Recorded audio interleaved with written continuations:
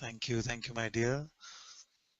Namaste, everyone. Very warm welcome to Satsang today. Sadhguru Shri Moji ki Jai.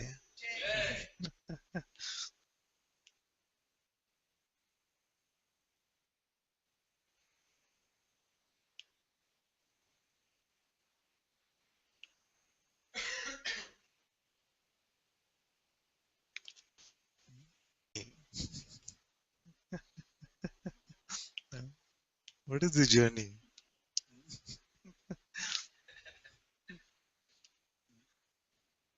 If spirit is true, if God is here, then what is the journey now? Yes. It must be some sort of a stubborn refusal to accept what is here now. It must be some sort of a idea of how something should be, and therefore we create this idea of a journey, isn't it? Because the journey implies there is a destination, isn't it? If you are already that, if you are here now, and if you are independent of the content of our thinking,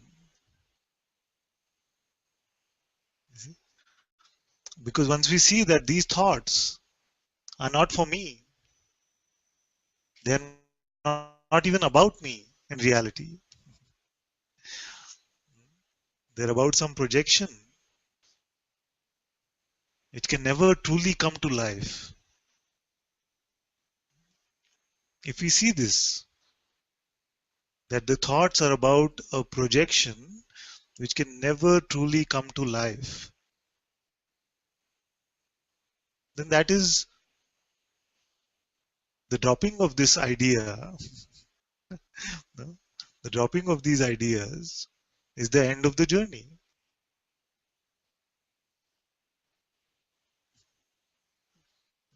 Is the end of conditioning. We were discussing maybe after satsang yesterday that to pick up one thought is like picking up the entire tree of conditioning, one leaf. Because in this moment right now, if we don't refer to any thoughts about ourselves, then where is the conditioning?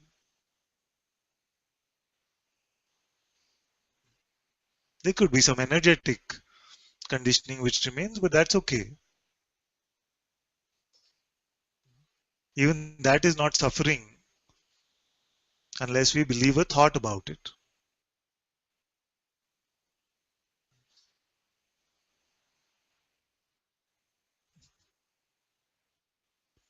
So see how when we pick up one presumption about our separate existence as an individual entity, then we pick up the entire basket of ideas, the entire basket of conditioning.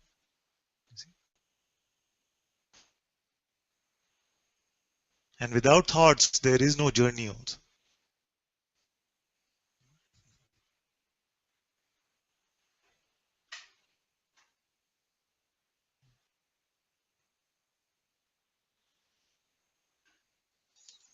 But we have to be a little bit things, because it can also be taken just mentally and say, I can just drop the search. What is the need for satsang then? You see? Uh, but if it is just conceptual in that way, it is not truly the end of suffering. Okay, so one thing very important for us to understand is that openness and resistance are opposites and cannot really coexist. Although we can say, let's be open even to our resistance, it's okay at some point to say this. But actually, they are opposites. The fist is either closed or it's open. You see, it's either resisting or it's open. You see, but this openness is the end of suffering.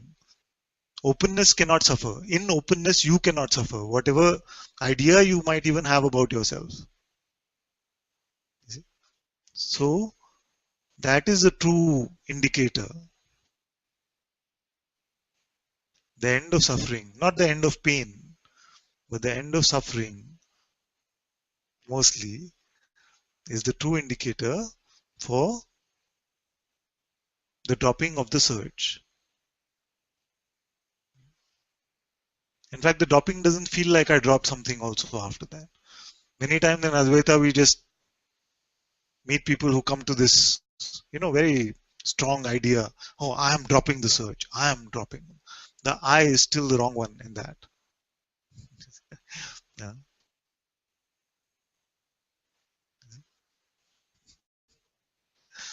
Is it become a little confusing? Shall I start again? Oh, it's okay. So basically what I'm saying is that all conditioning, the idea of journey included, is not needed if right now we are not going with the content of our thoughts.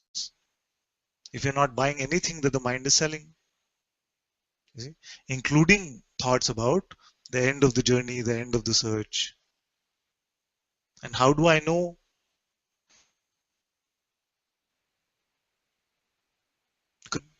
So if the idea of suffering comes, it is it is based on this idea of individual entity and the idea of the ego.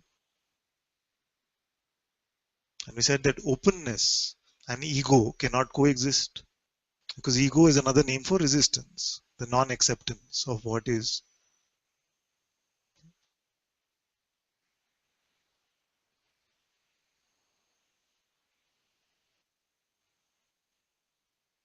Okay?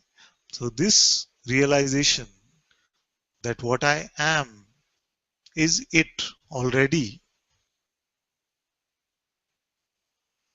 is the end of the journey. But this realization also comes with the understanding that I am not dependent on the content of my thoughts.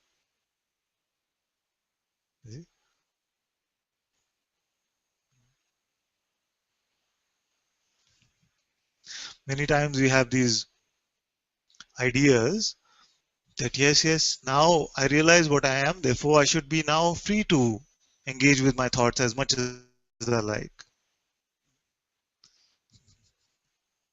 And this one usually is asking for trouble. Why would you want it? Once you discover who you are, who is the lawyer who's still defending thoughts and saying, but I am also consciousness, I am also consciousness. Yeah. So as we allow ourselves to be open, non-resistive even to thoughts, in fact, to give them our belief is to resist.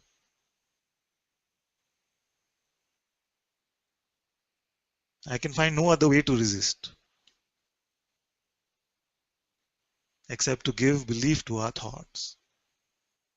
Is there any other way? And we can look together because this is the first time I feel this is escaping my mouth, so I haven't deeply contemplated. We can look.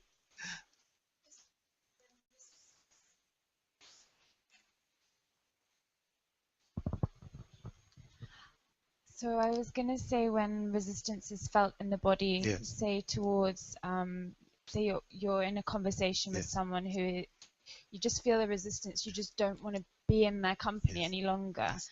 There must be a natural way for this to unfold Yes. as to moving away, but the Yes. thought,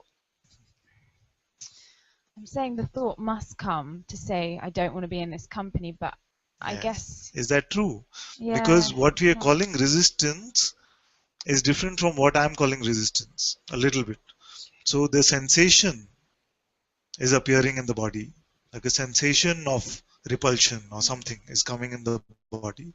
You see, but without the label repulsion or resistance, without this labeling of it as resistance or repulsion, it is just some sensation which is experienced in the body. And you'll find that just as this sensation came, the movements in your body are also happening. So if the movement is happening to move away, that is also happening. If the words are coming saying, I just need some space or something, you'll find that that's also just happening. But if the thought is coming, that is also happening. Now, our mind tells us this story that you need to have this thought to take that particular action. But it's not true, and you can see it in this conversation. You see, where we're not really thinking about what is being said. It is just arising spontaneously. And just like you are witnessing them, the seeming you is witnessing these words, the seeming I am also witnessing these words. In this openness, there is great trust also. There's not so much worry, oh, what am I going to say next, or what's going to come. It's just flowing. You see, just in the same way, what's happening through your body, through your hands and feet, through your mouth, is also happening spontaneously. You see? It's just an idea that we need our thoughts to take these particular actions. And many times, even when we do believe those thoughts, that I must take this action, you find the mouth is saying something else. I take that example often that many times we decide when we go to work that I had enough of this, my manager. I hate her, I hate him. You know, and we show up that I see her and I'm just going to tell her I quit. Yeah? And the manager comes in front of us, we're saying, yes, yes, ma'am, what can I do for you today? So, so it's not dependent on that. It's just an idea because something precedes something else. We feel that it is the cause of that. It's very true, and I experienced this today also, but for some reason there was just this need to clarify Yes, this. yes, it's very good. And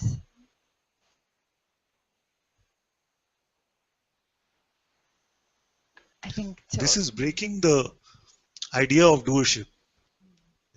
Because the thought creates the idea that I am an individual doer, and when the action happens or the action doesn't happen, then it clarifies on that idea and makes me either proud for not having lived up to the expectation of my thoughts. So it's just solidifying the doer identity. But we have found that it's independent, irrespective even of belief. Actions are happening on their own, just like thoughts are happening. Many times we find that the action happened, you see, and then we're having to explain ourselves and saying, oh, but that just happened. I don't know how I said that. I'm so sorry. I don't know how that happened. Actually, everything is happening that way. So you should be explaining, you should be saying that after everything. After every line in Satsang, I should be saying, sorry, I don't know how that happened, how I said that. Because I don't know really. There is not a sitting and thinking about it and saying, these are my notes for Satsang, or this is what I will say next, or something. But as we go along like this, then we learn to trust this so much more and more. We trust this, and we see that it's just moving on its own like this so beautifully. The I that takes credit or blame actually does not exist. And it is impossible to take credit or blame, to feel guilty or proud without believing our thoughts.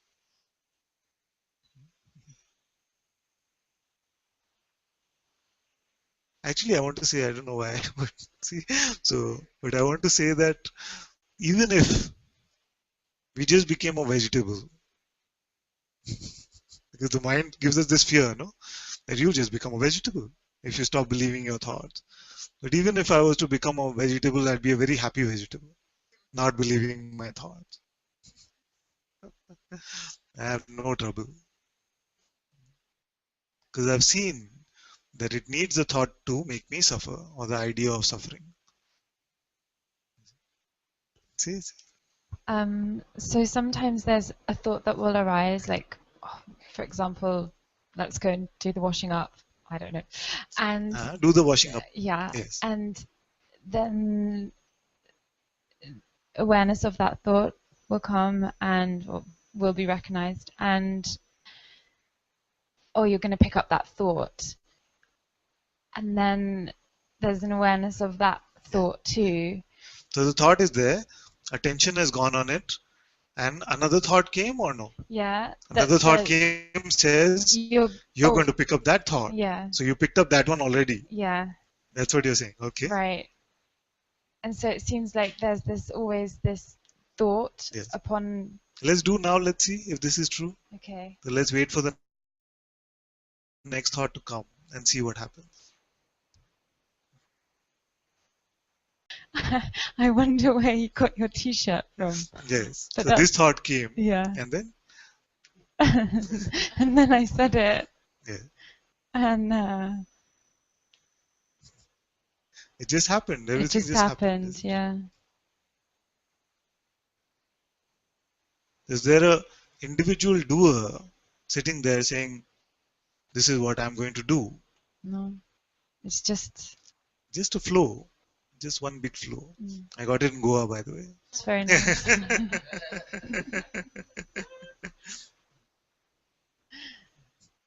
Yeah. Just like this, then life becomes without this burden of carrying the individual, the non-existent individual entity, just an idea, this false belief in the existence of a separate Zia.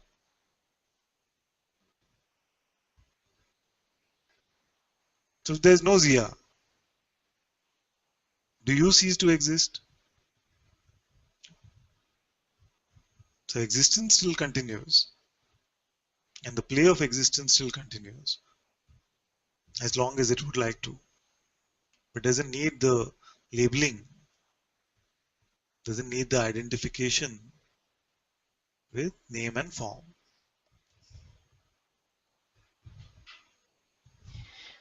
A thought is arising Yeah. now. Just there's no edge, but just The thought is arising, but there's no edge. there's no edge, but Okay. there's this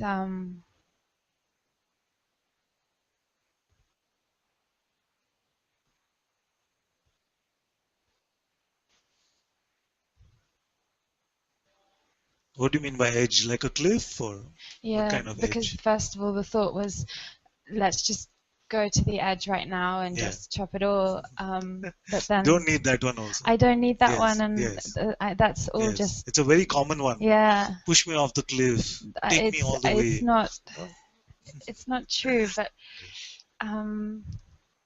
I guess there's so much in and out going on in this being Yes. of vastness, contraction, da da da da da, seeing it all play out, the burning, the bliss. Yes. I guess And in all of this, is something happening to the witness? nothing, but there's still identifying happening, Yes. and I know that there's nothing I can do about that. Except not believing your next thought. But As long as there's a sense of an I that exists in this way, you see, and if it doesn't seem natural for us to just say it's all gods to take care of or masters to take care of, but even the one that believes yes, doesn't exist. yes, So how to not believe yes, it if that one doesn't yes, exist? yes. But if this is seen, then the idea that there's nothing I can do about it There's nothing. will also not be believed. Because this I is which one? Yeah, it still seems that there is an I that believes that there's nothing I can do because it was seen. Let's go again slowly. So there was something you said which said, yes, but even this I can't do anything about it. Now Yeah. this I was which one? When I'm identified. With the identification, who cannot do anything about it? It just seems like that's part of the play, and there's nothing that the character Zia can do at that time because she's so lost in the identity, and there's a knowing of that. Yes. So does this character Zia actually come into existence? No. So if it never comes into existence, then we'll find it very hard to say, oh, but I can't do anything about it.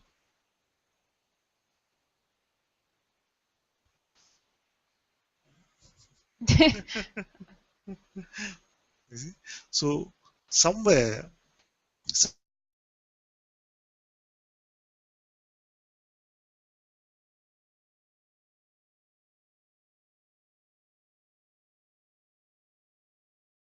holding on to this idea of something like this a few days ago.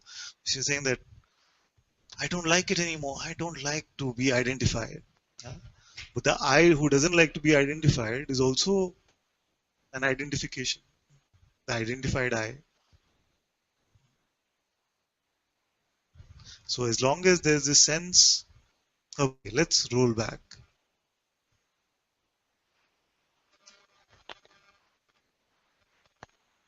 It is seen that Zia can never come into existence. Yes? I would say it has been seen, but Yeah. it's been believed or forgotten, and that seeing is not as real anymore, Yes. even though it's. It's not real anymore. So if I was to ask you now, can Zia come alive? What would you say?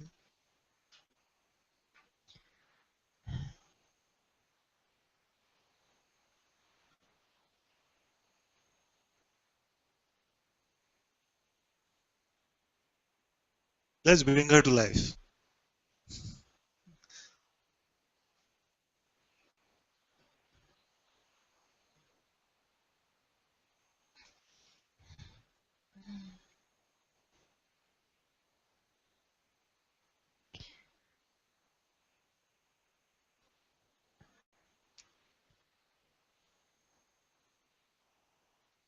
Can we?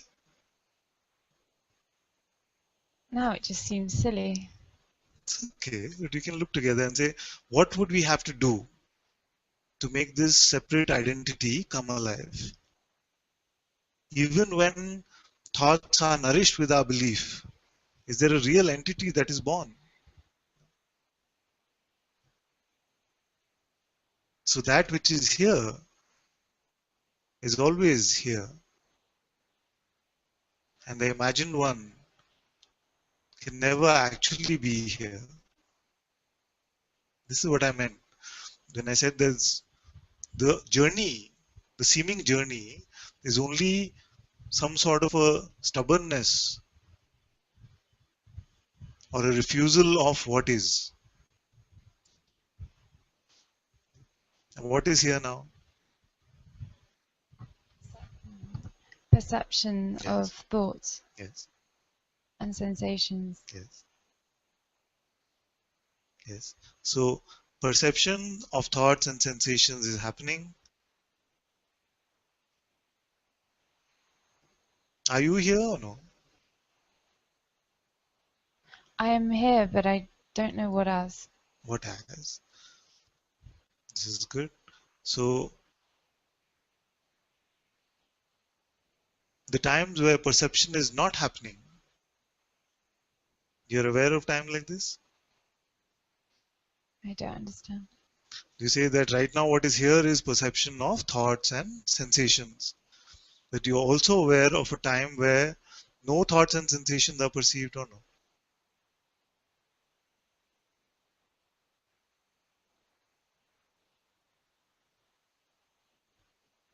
Um, right now, there's only the manifest world, Yes, but right now. I'm. But is there some memory of an experience of Oh, yes, this? yes. So irrespective. So suppose now these thoughts and sensations were just to leave one by one. Would you still be here or no? Yes, You would still remain.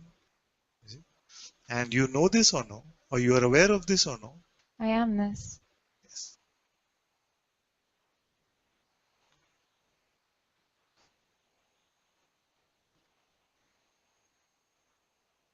So all that which can come and go, if it was to go, would you also go along with it? You find that no, I'm still here. As what? I am itself. And that which is aware of even this.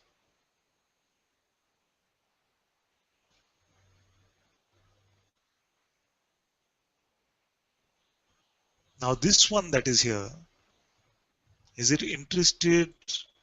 Is it, does it have some desires or aversions, likes and dislikes?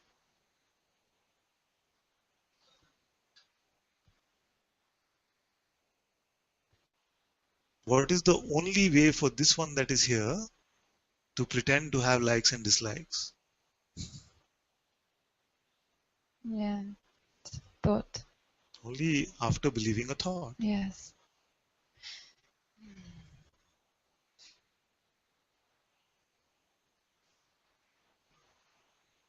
So is this one bound in any way right now? No. But I have to say, and this is coming up quite a lot, is the presence. Yes.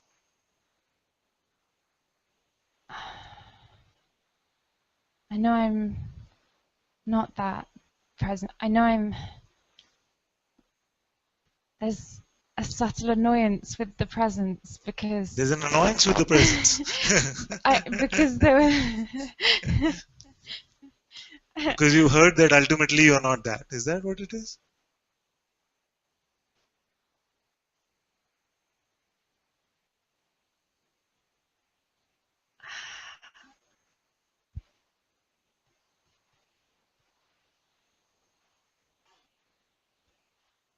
this is just a thought. Yes. It's not possible to create any sense of annoyance without buying a thought. Yeah, this is. Thank you. But I'm interested in this thought actually. It's one of the rare ones. There's an annoyance with the presence because what is the thought telling you? Well, I can't say it because there's a thought coming up of arrogance. So Ah. I don't want to say.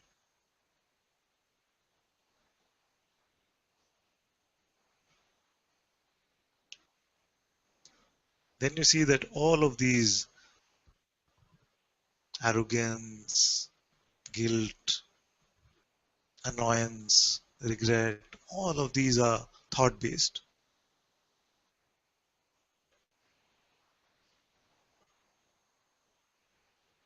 And yet you find that there are just emotions or sensations which can be present. Like anger can come, some sense of frustration can come, some other bliss can come, joy can come. But they're just coming and going very naturally in this flow of appearances. And just like you're sitting on the side of the road, you don't know which car is going to come next. So we don't really know which sensation will come. But the mind tries to make a story about it.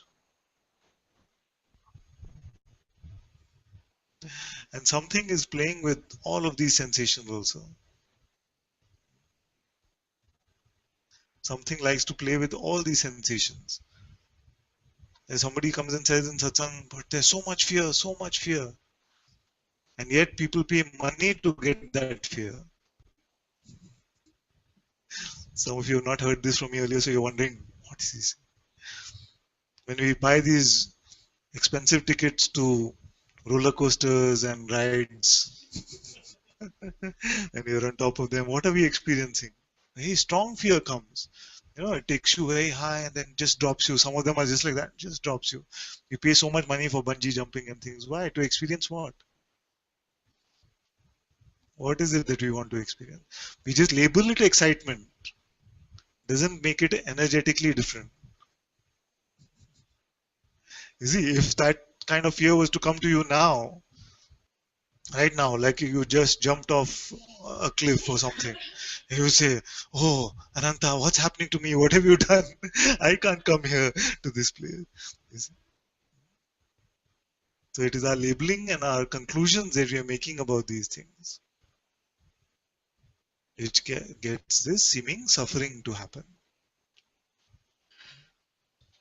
The sensation is just a sensation. And also over the past few weeks, so often now, we've seen the vastness of our own being. And we've seen that it's untouched with any of this. You see? It's truly not touched with any of this. So then coming back to where we were now, you find that if all the thoughts were to go one by one, they go, you find that you are still here. The thoughts have gone. And same for sensations. If they were to all leave, then that which remains, can we say anything, any conclusions about this one?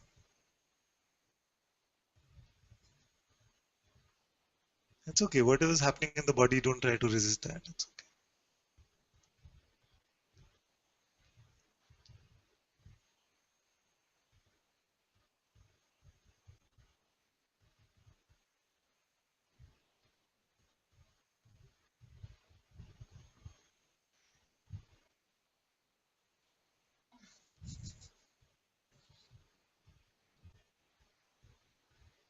Have no sense of control about anything moving in the body. Don't worry about how it looks, whether it disturbs someone, nothing. Forget about it.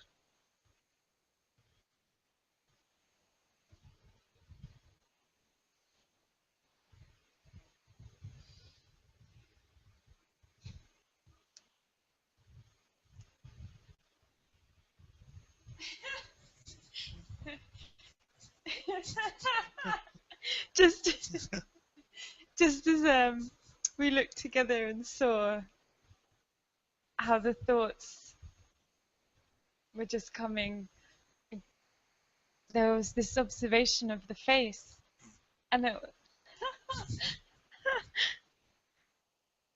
like really the movements are really just happening. Yes.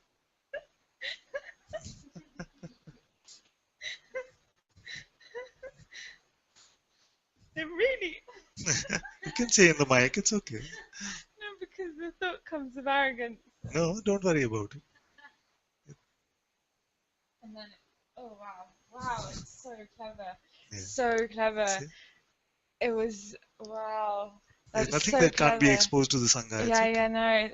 It was the thought came of like, oh, you can't say that, and then another thought came on top. Oh, look, you're identified again, and both of So them were clever, bought, exactly. That's the 1-2 and punch. yeah, and now Yes. I'm back into identity again. Not really, though. Not really. So, because we can check this also. What went back into identity? The belief in the thought. Just belief went. Okay, so what got identified? Got identified.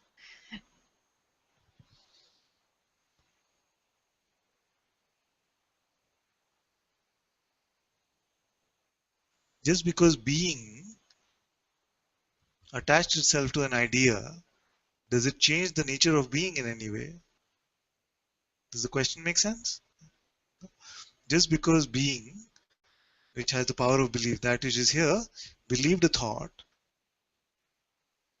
did that act of believing change the nature of this being or consciousness in No, any way? no, No, it didn't. no. That's why it's one big pretense. Even when belief goes, there is no actual person or no identified one who comes into existence, just an idea of one. It's good. See?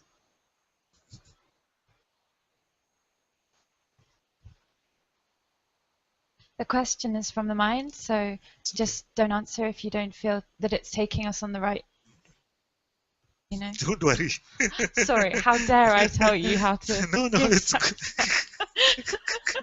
I'm trying to reassure her and she's becoming more guilty about. This is the mind. This is sneaky one. My children can tell me anything they want. How is that?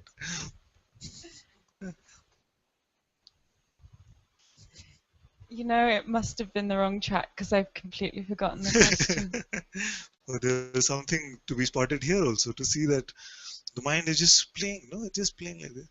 Something came and it was said, then the mind says, "Oh, how dare you? How dare you?"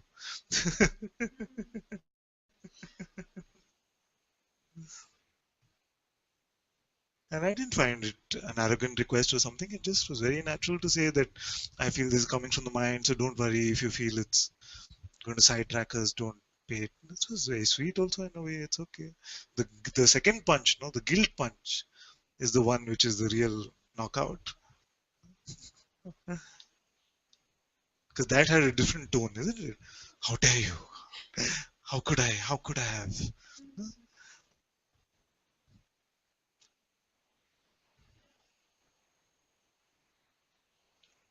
So where we stopped was we were checking even with belief, even with identification, does something really happen to consciousness, to being? Nothing. But then what suffers? Yes. It's the idea that we have when we pick it up. So consciousness it wants to experience this taste of separation, wants to experience the taste of suffering.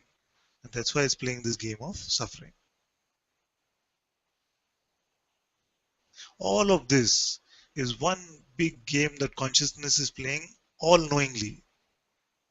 Although we might use examples like, oh, this is rehab for God Himself, by God Himself, and you have a habit. We use these things just as part of the play.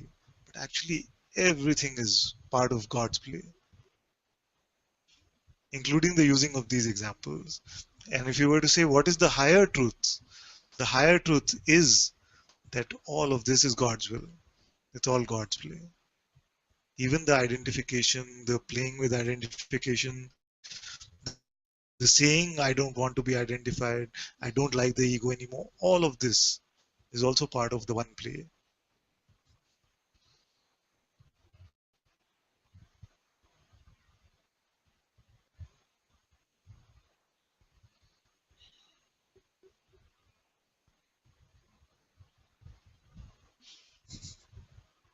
I've got such a big spiritual ego, it's ridiculous. And I just need to just give it to you because there's something sitting here going, I know this, I've had this experience. Why is he telling me this? I've But doesn't done, he know that I know this? and now I'm identified again, and da da da da da. It's so huge, and I can feel it going.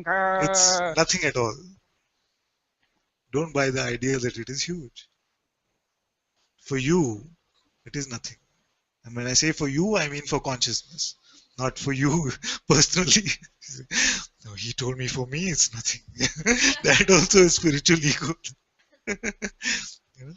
So, for what you are, this is nothing. What is it? How can it survive without your belief in the next thought? How big is it? Show me.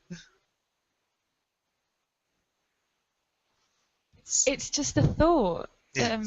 accompanied with varying It's levels of not even a intense. tiny insect.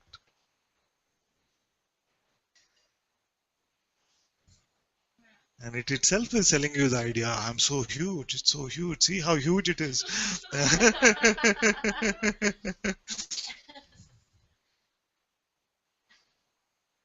See how sneaky it is. Even the idea I have a huge spiritual ego is coming from the spiritual ego.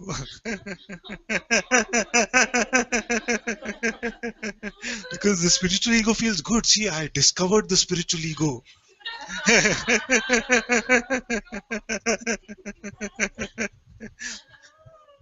It's true, and then sometimes it'll come like, oh, uh, that's so arrogant, and then there'll be awareness of this arrogance. Then it'll be like, oh, look, so good, you Just so spotted the good you spotted arrogance. arrogance. You're getting better at it. And, these things. I came to this revelation. I have a huge spiritual ego. No, you don't.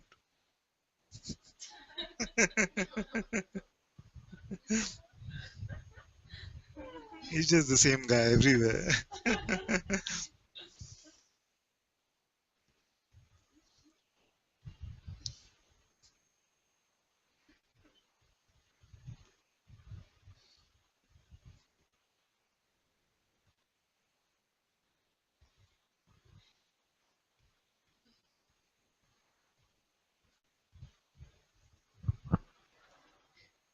See. Too much self censorship. Say whatever it is. Just um, I don't want to run from this inquiry, so whenever you feel is a good time to stop. I Oh, mean, to stop. I thought she's going to say, whenever you feel it's a good time to inquire. No. I'm like, what have you been doing? Just pushing all your buttons today. It's okay.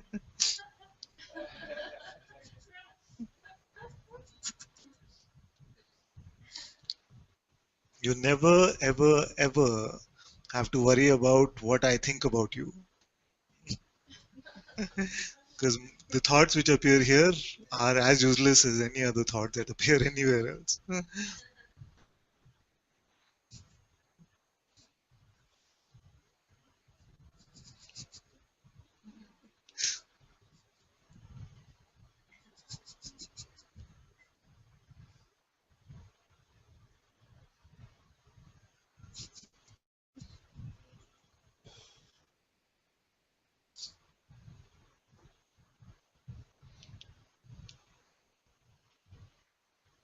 Just let her finish then.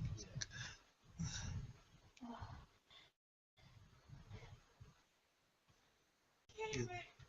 I don't want to run away from this inquiry. And then the thought also came, oh, if you say that, then it's just going to sound like, you're just going to sound like how Father sounded when he said to Guruji, I'm not going to leave. So I was like, oh, I can't say that then. So just, we stopped. I just don't want to run. I don't want to hide. It's too much in and out of this, like, and I don't want to say it. I know who I am, but I really, But I really know who I am. I really feel like I've seen Yes. my truth, Yes. and it's so painful to pretend that I'm this. I'm not this. But that which you've seen yourself to be, is it painful for that one? No. No. Painful for which one? Oh, the dream. Firstly, forget about what you've seen. It is not important what you've seen. The only thing that is important is what you're seeing now.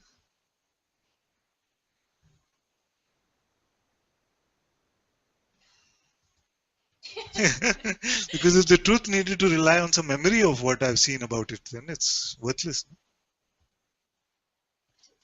In and out. In what is in and out? Yes, yes. So somebody can say for her. You say that it's so in and out, in and out. What is in and out? Attention? Attention to, I don't know how to describe it, Father. The sitting in a tuk-tuk and Say again? sitting in a tuk-tuk, for example, and not being allocated in the body, but being everything moving all together at once, and just knowing that I'm everything, and then suddenly I'm contracted back into this body. How? Okay, I don't slowly. know how. I don't know how. How are you contracted in this body? I don't know. You are not, is what I'm saying. What is the contraction in the body?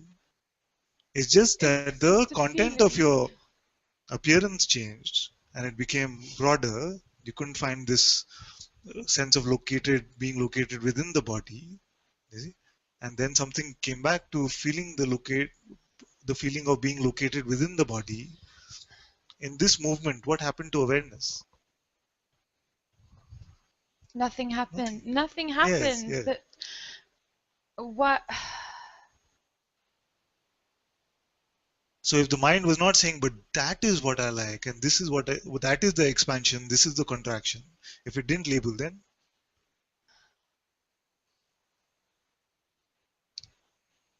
If the mind didn't label. yes, and say the tuk-tuk experience was such a beautiful expansion, and now you're back to contraction. If these labels are not there, then It's all in the mind. It's all in believing the thoughts. yes. So I can have the experience of however many experiences. Yes. or I can be completely, tell me if I'm wrong, Yes, yes. or if I can be in just contracted in the body, but it's only when I believe the thought that This should be some other way. It is resistance. You see, it is believing in this thought, which is the resistance. You're saying like this. There could be many who are hearing this saying, "I wish I had this. I would be happy. I would not be complaining about contraction at all." see, this is why I didn't want to say, because I know No, I'm this. happy you say, because it is exposing some spiritual beliefs, that my spiritual belief is that there will be this location within the body will not be my primary experience. Ah, okay. So you don't feel all the time that No.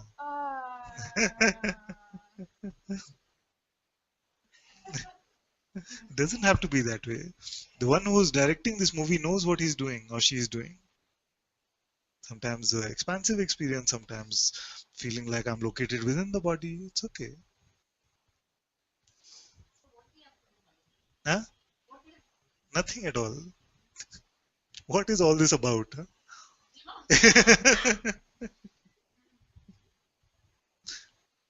The dropping of this doing is what it's about.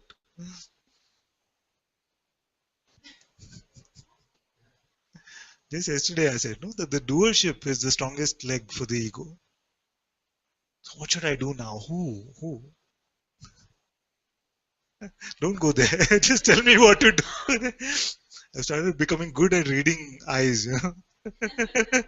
So just because I've been at this for almost 3 years now, so I just can read expressions. Like, I said, don't ask me who now, because you're like, what should I do? Answer that one. That one is the only one. The best way to answer what to do is to ask for who. Okay, I'll tell you. I'll tell you. If you're richer, if you're richer, you can stay here. If you're richer, then all you have to do is not believe your next thought. If there's a belief that you are richer, then don't believe your next thought.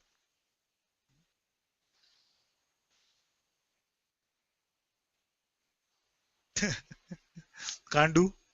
If you say you can't do, then I'll tell you something else.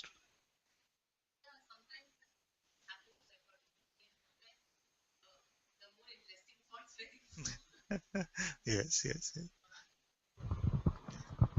So if you still believe you're a separate entity, mostly still believe that you're a separate entity, don't believe your next thought.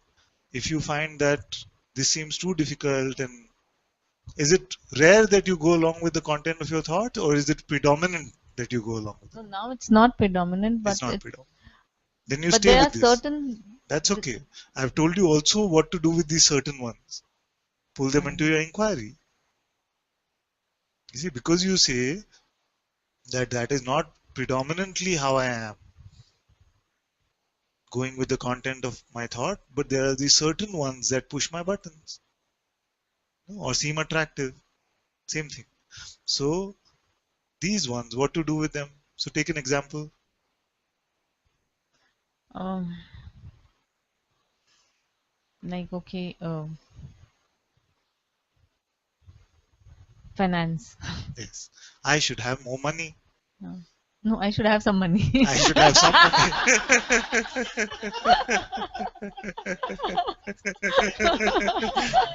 Everybody's idea of some is different. Everybody's idea of some is different. You know? Some will see the some money that you have right now and say, I wish I only had that much, I'd be enough. You're like, no, no, nobody could. Yeah. But this is which one?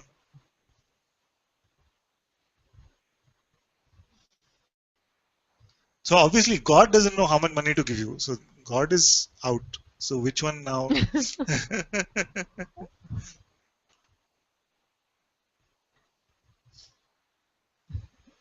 just there.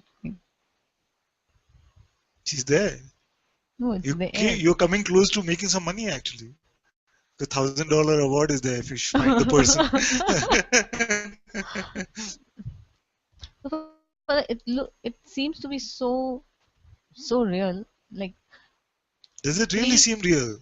Or we are working hard to make it seem real? Don't make any effort and tell me if it really seems real.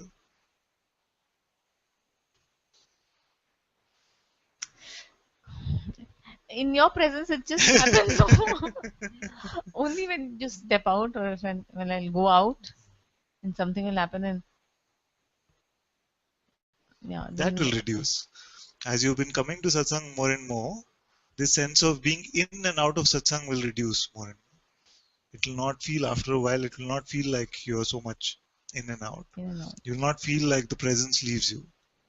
Because what is happening here is you're experiencing your own presence. And your own presence cannot leave you. It's just that the distractive energies are being burnt in the fire, are dissolving in the presence. So you're experiencing your own presence, which cannot leave you. it was another thought, like just 3 days back, and it was Wow, you remember a thought from 3 days back. Must have been a good one. Good one, because it was a scary one. Yeah. And it felt that I lost everything. Uh, I've lost my presence. I'm seeing it, but it's You lost your presence, yeah. And it seems to be so real that I cried and cried and cried, and whole there's so much around that the mind had built, and I'm seeing I'm doing this to myself, and I don't know how to get out of it. And that don't believe your next thought thing is. no, it was not working. And so what are the times in which it doesn't work? Like like these thoughts comes very strongly. Like my life is done. I've lost my presence. Yeah, and totally you are waste, and you've not done anything. Complete waste, and it's all been wasted. Now get your life together or something. Huh?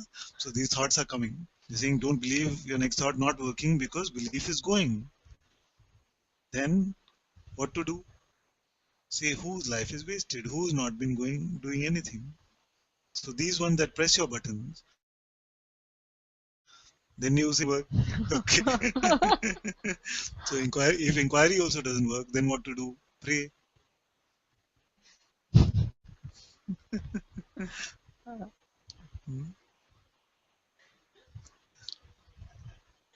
Now I can't even pray. Can you believe it? It just okay. Pray also doesn't work. Then what to do? Just breathe mindfully. Bring your attention to your breath. You do that. It's funny, I know. Yeah, it's funny. If that but also it's doesn't scary. work, it's I don't know. then chant a mantra. That's not working. That's not working at all. Now I have to left. I mean, I'm no more. I can't chant, but I can just chant mechanically. But it's just not happening. You know where this is going. I don't know whether she was there in this satsang or not. Then, if that is not working, then what to do? Do some yoga, pranayam. That also no.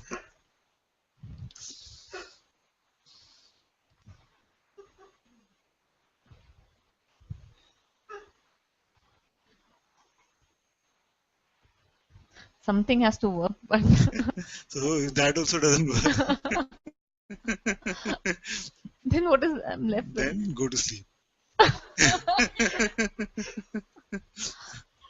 And after waking up, And somebody said, you said, or somebody said, the sleep also doesn't come. yeah.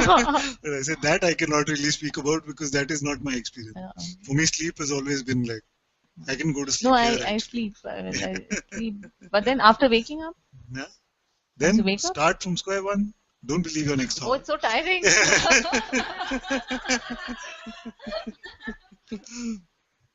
Actually, it is resting. To not believe your next thought is a restful state.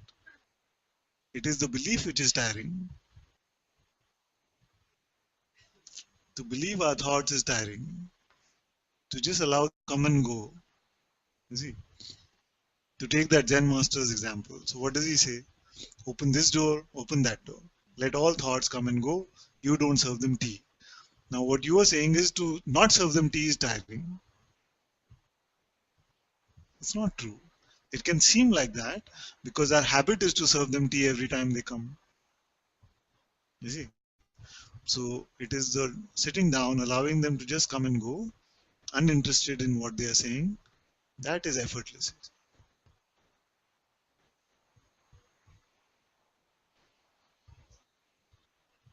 So then everything, whatever that's happening, Yes. it's just happening, Yes. and there's nothing to do about it. Yes. Even the doing through the body is a happening. There's nothing that you have to do about it. There is no doer. So I'm doing is also one big thought Is an then, idea. as Yes. an idea. Doing both ideas. Neutrality is not concerned about any of this activity. So when it has to do, it'll do. Yes. When it doesn't have to do, it'll not Yes. do. Yes. So And like everything is openness open. means allowing the doing and the non-doing. So like anything, whatever. Yes, whatever. And in whatever we make choices, and then we want It's what. fake choice making, fake decision making, because there is no decision maker. So again, in that also, whatever is happening. Yes. I'm right now asking you this also, it's happening. Yes, of course it's happening.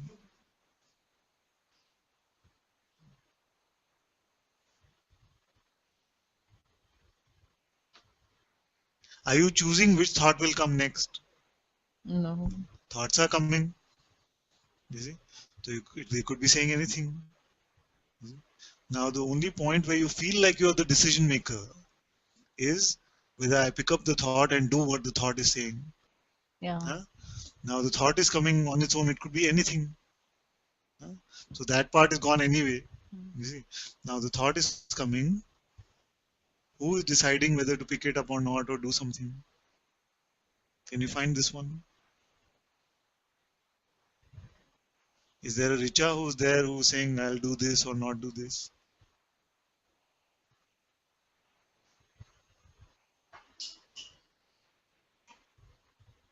No, again, it's an idea of what, like, Is that's there a also Richa making a decision? no. So thought is coming on its own. The sense of decision making is also happening on its own. Action is happening on its own. All is just happening. Then the thought comes and says, good job. Or thought comes and says, bad job. Yeah. Yeah. Just a thought. And then the guilt and for certain All things. of it is also Thought. just happening. So consciousness, which is identified as Richa, plays with guilt, remorse, pride, arrogance, specialness, all these things. You see? Consciousness, which is not identified as anything at all, is just free from not playing with these sort of toys anymore. I don't want to tell you which sort of toys you'll play with because that will become an expectation and say, see, that has not come yet, therefore I'm not free yet. Oh, that'll be another one. Exactly.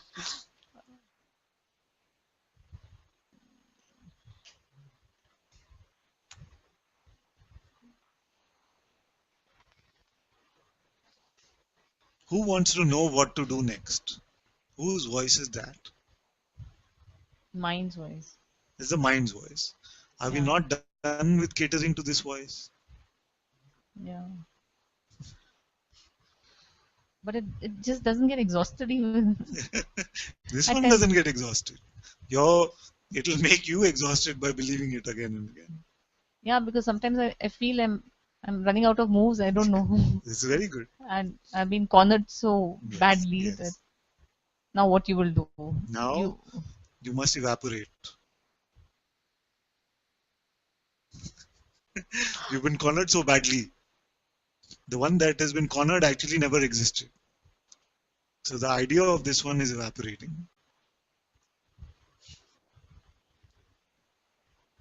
So, but that feel is so strong that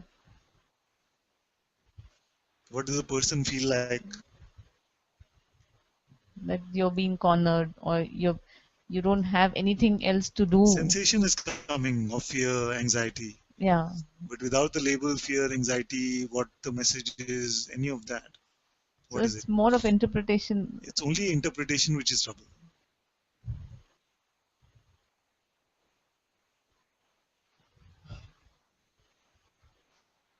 I'm tired. Don't believe this thought or any.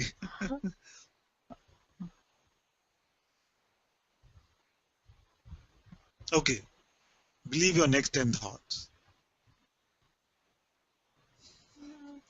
Tell me which ones. You have a free pass of 10 thoughts. Which ones you want?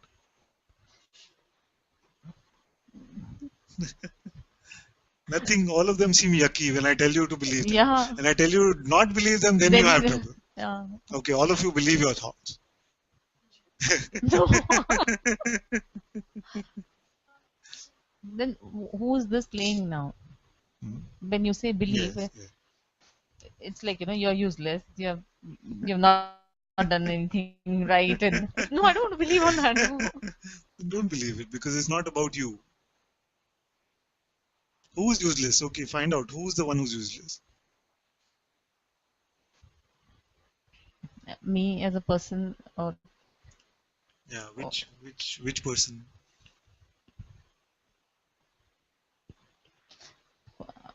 it's a thought only that I should have done this or Just I an should idea. have done that. Just an And idea you of yourself. Yeah. This is the big game, and you're fooling me right now. The big game is what? We're in denial of what is here right now. And we are giving complete allegiance to that which never existed. But it seems to be so real at times, at least. No, but let's come to now. When you say now, then everything is fine. Every now, everything is fine. And you can only be in the now. Therefore, nothing is ever not fine. Okay, step out of the now. You say in the now everything is fine, then I'm not in Yeah, the but now, then then it is trouble. Okay, so step out of the now and show me.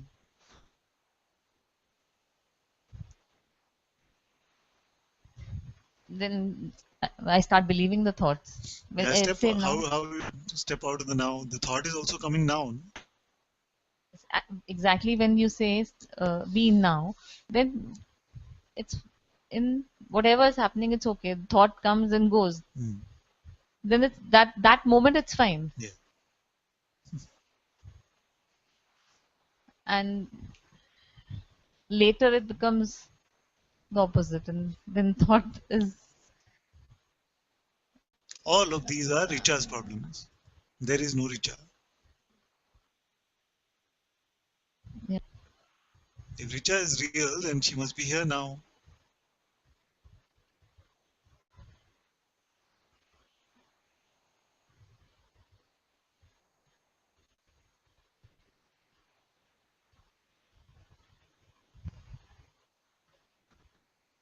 This is what I mean.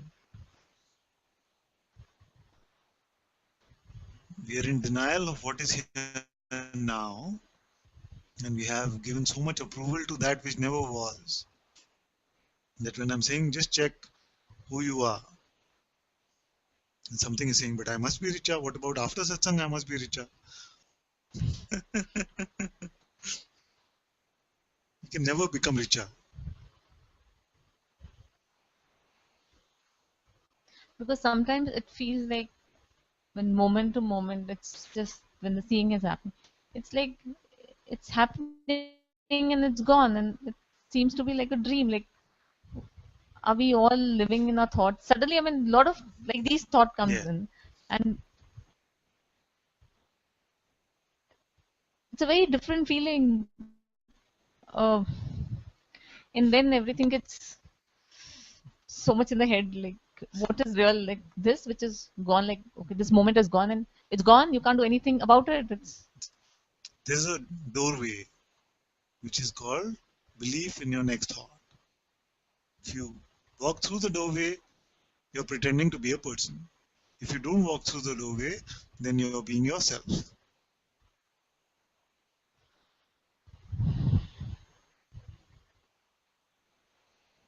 so. Is it I'm playing with myself? This is what, not a thought. Yeah. So let this one also go.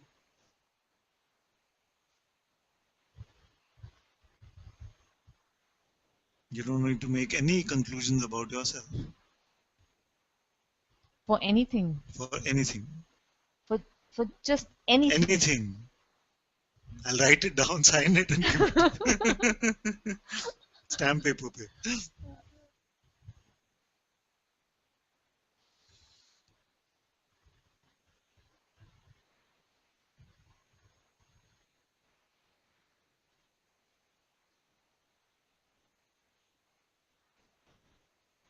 Otherwise, all these ideas that I am nothing, there is no phenomenal existence to my reality, all of these are just fancy words. You're saying, okay, all this is okay in satsang, but after satsang, what must Richa do?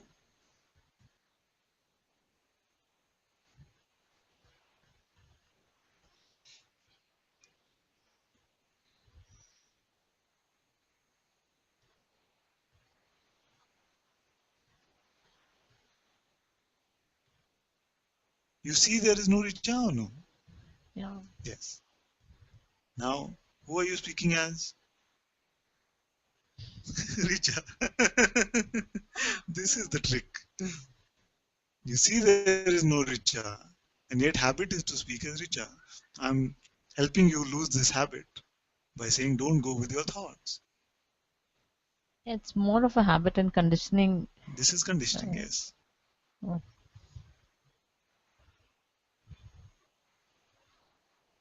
What are you presenting yourself to be? whatever it is, person, non-person. uh, because the question comes only when the mind start believing in Exactly. mind. Otherwise, then there are no questions also. Yes. So because of conditioning, we believe again and come back again and say, That okay, which why has this is. been deeply nourished with our belief in the past, that seems more magnetic for our belief now. You see? Mm. Like for you, if I say, I want to go to Mars on a SpaceX rocket, does it get your belief if this thought came? No, isn't it? Because there's no association. There is no association. Association means what? That if you were born in an astronaut's family, Then, yeah, and everyone says you must become an astronaut and things like this, and suppose you had this life of trying to get into NASA and none of that happened, and you had these thoughts, I'll never be able to go into space, never do interplanetary travel. If you had this full story, and then SpaceX made the announcement 3 or 4 days ago that they're sending a rocket to Mars, then the thought came, I should go on that rocket to Mars. And have some conditioning. So because you don't have any of that backstory, none of that conditioning, therefore the thought is unattractive to you.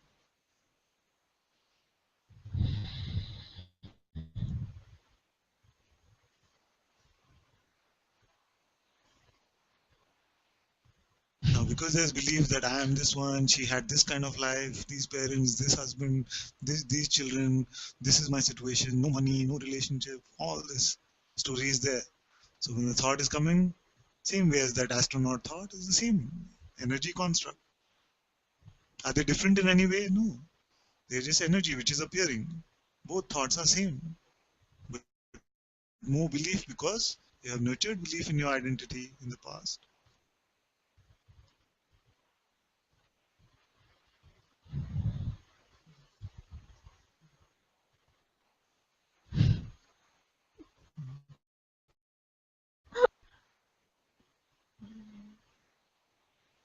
That's why I've been telling you about the now, because in the now, all the past is actually dead. It's just our ideas about them which remain. And if you don't buy the next idea, then there is no past. Actually, this is the past is very troublesome, and believing in more when it is not even existing right now. Yes. The past is dead. You make a condition out of the past when you believe some idea about the past. It's gone.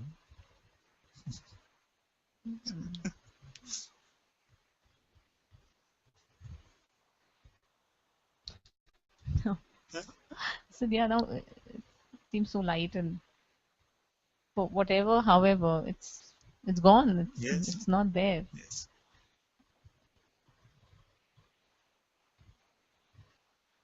In the future, you can never be. The past is dead. In the future, you will never be. Yeah, Then but what is the mind trouble? goes there as well. Mind can go anywhere, but mind means what? Just a thought. Yeah, And the thought can also appear only in the now. mm, It might be about the past or about the the future. future. Yeah. And we have the power to pretend to be concerned about past or future.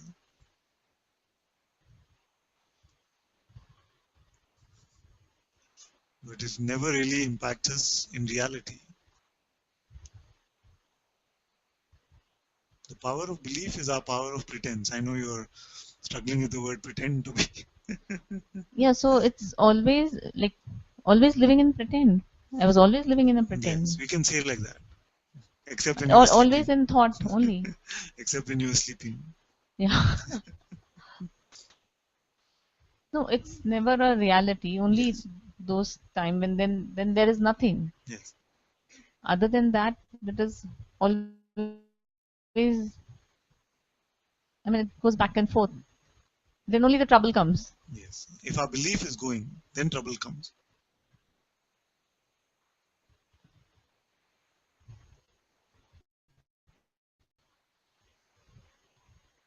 How will you trouble yourself now? Right now, I can't. But you're working hard to. Yeah, I'm thinking You're like, okay, thinking now about it. what can trouble Thinking me? about it is asking for trouble. Okay, what can trouble me so I Yes. can resolve it Yes, now? but without this thinking about it.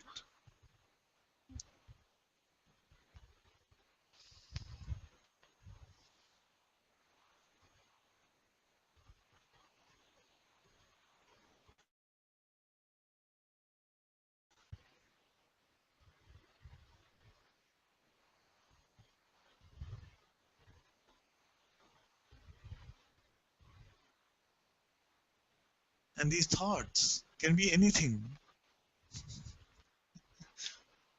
Yesterday I was hearing also this Sufi song which is called Fakira. Huh? Fakira means in that song they were saying that I'm so in love with my poverty. I'm so free in this poverty. You know? I'm so happy to be this wandering fakir, this wandering beggar, that I don't want all this trouble that the ones who have money have. So these thoughts could come to you also. If the thought is coming that, oh, I don't want to be poor, you're not creating that thought. In the same way, someone who had no money also had these thoughts, saying, so happy, I'm so light, I don't have anything to do with all the problems of the rich. I just have my small bag and I'm wandering about.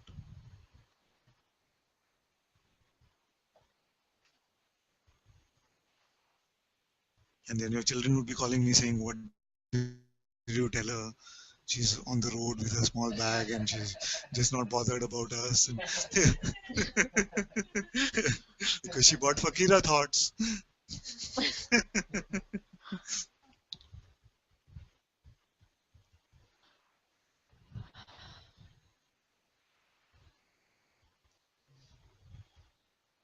Yeah, because there's no end to it. It's Yes. just you can This leave one trouble thing. machine is perpetual. His It'll pick up ATM doesn't something run else. out of misery. Yeah. Yeah, because it'll pick up something else Yeah, it's the by same the thing. When people come and say, but when will the mind stop? When will it stop? How much the trouble does it have? Endless. The mind doesn't have to stop. You have to stop believing the mind.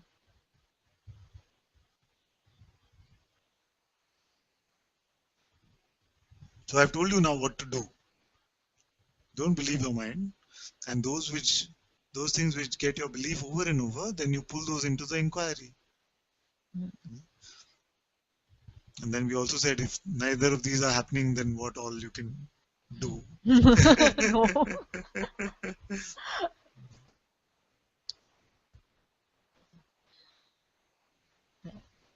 Thank you, Father.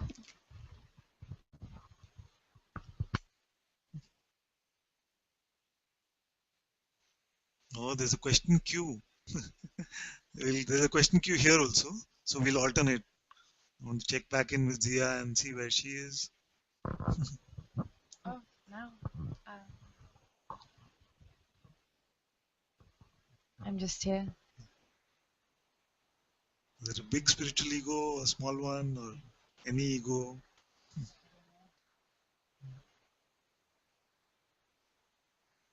Is there any guilt about anything? No.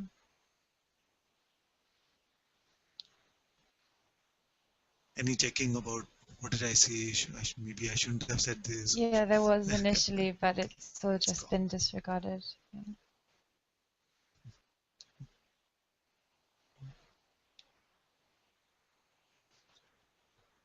Many times, very subtly, these ideas can come that to be free implies that the content of my experience must change.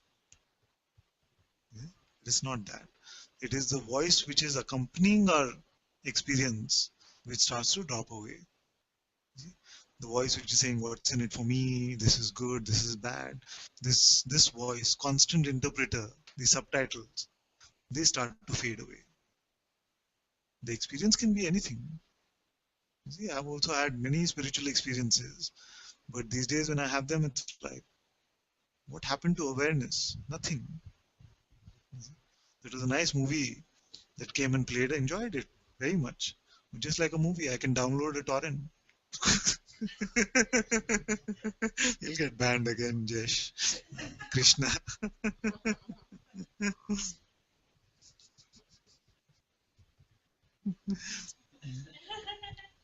So just like that, a movie can be watched, gone. What happened to awareness? Nothing at all.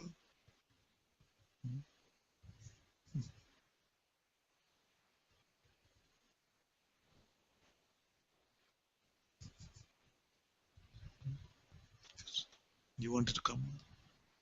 Still alive? Just a quick question. Yes.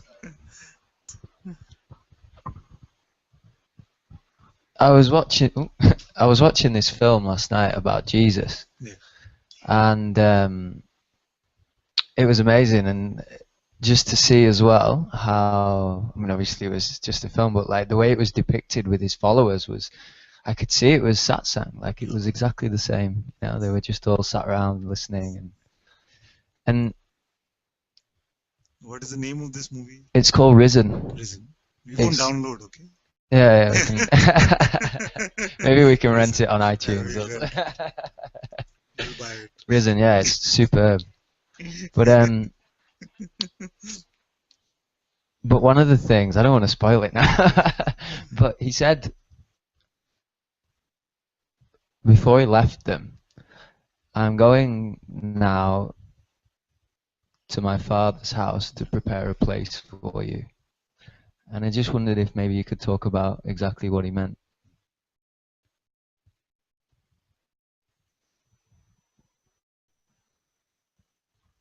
So he says that in the movie, just before Jesus was leaving, he said, I'm going to my father's house to prepare a place for you.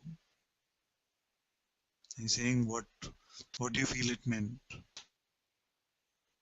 I feel it's a very beautiful expression of reassurance in some way also. To say, don't worry, you're taken care of, and the end of your body will not be the end of you, and I'll be there. Many have also had this experience. They say that when I had this near-death experience, and Jesus was waiting for me at the end of it, and he was there, to take care of me. So this sense of saying that truly I'm not leaving you, I'm there, I'm going to take care of you, is there. I actually prefer what Bhagwan said. He said, where could I go? I'm here.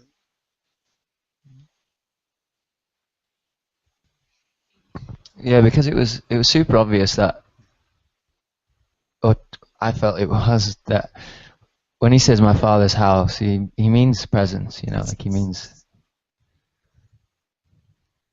this truth of what is, and yeah, just. So if you look at it that way, it is just that this unchanging presence is always here for you.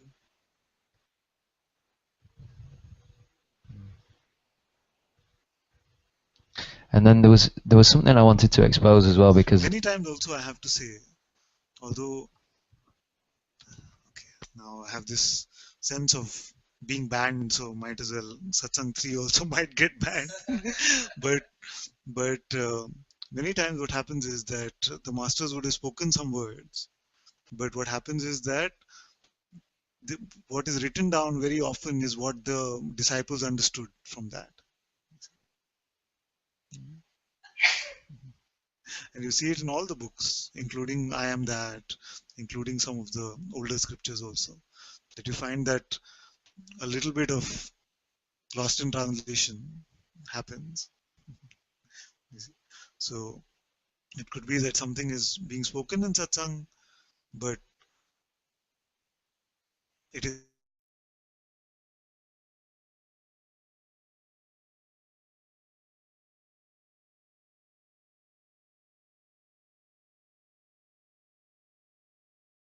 it seems super beautiful to the one who's there's so much gratitude, because I guess, no, I know and I feel it in my heart that by being able to be here and to ask you, that actually it's asking the same one, and it's like the live version rather than the pre-recorded. So, and who's answering is, as you know, your own presence. Satguru, yeah, amazing. Only been one. There's only ever been one. Yeah. The voice of God Himself.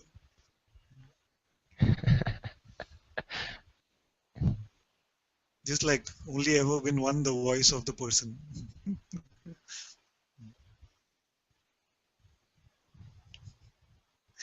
This is a dance, no, between these two.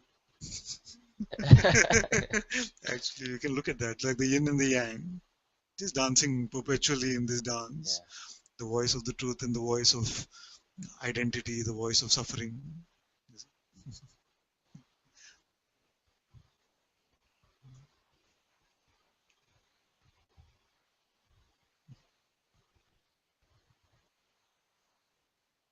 It is a dance, because it's not to be taken seriously at all, and like, yeah.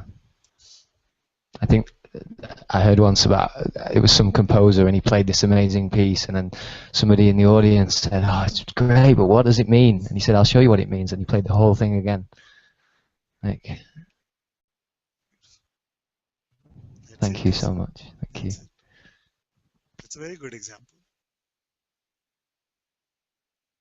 It doesn't need interpretation.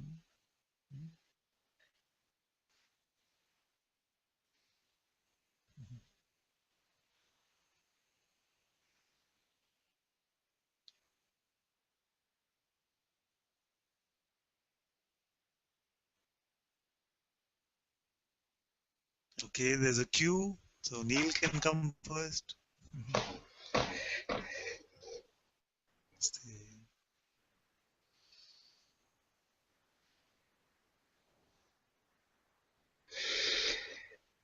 So, Father, yesterday I had a very good understanding about the seeker identity.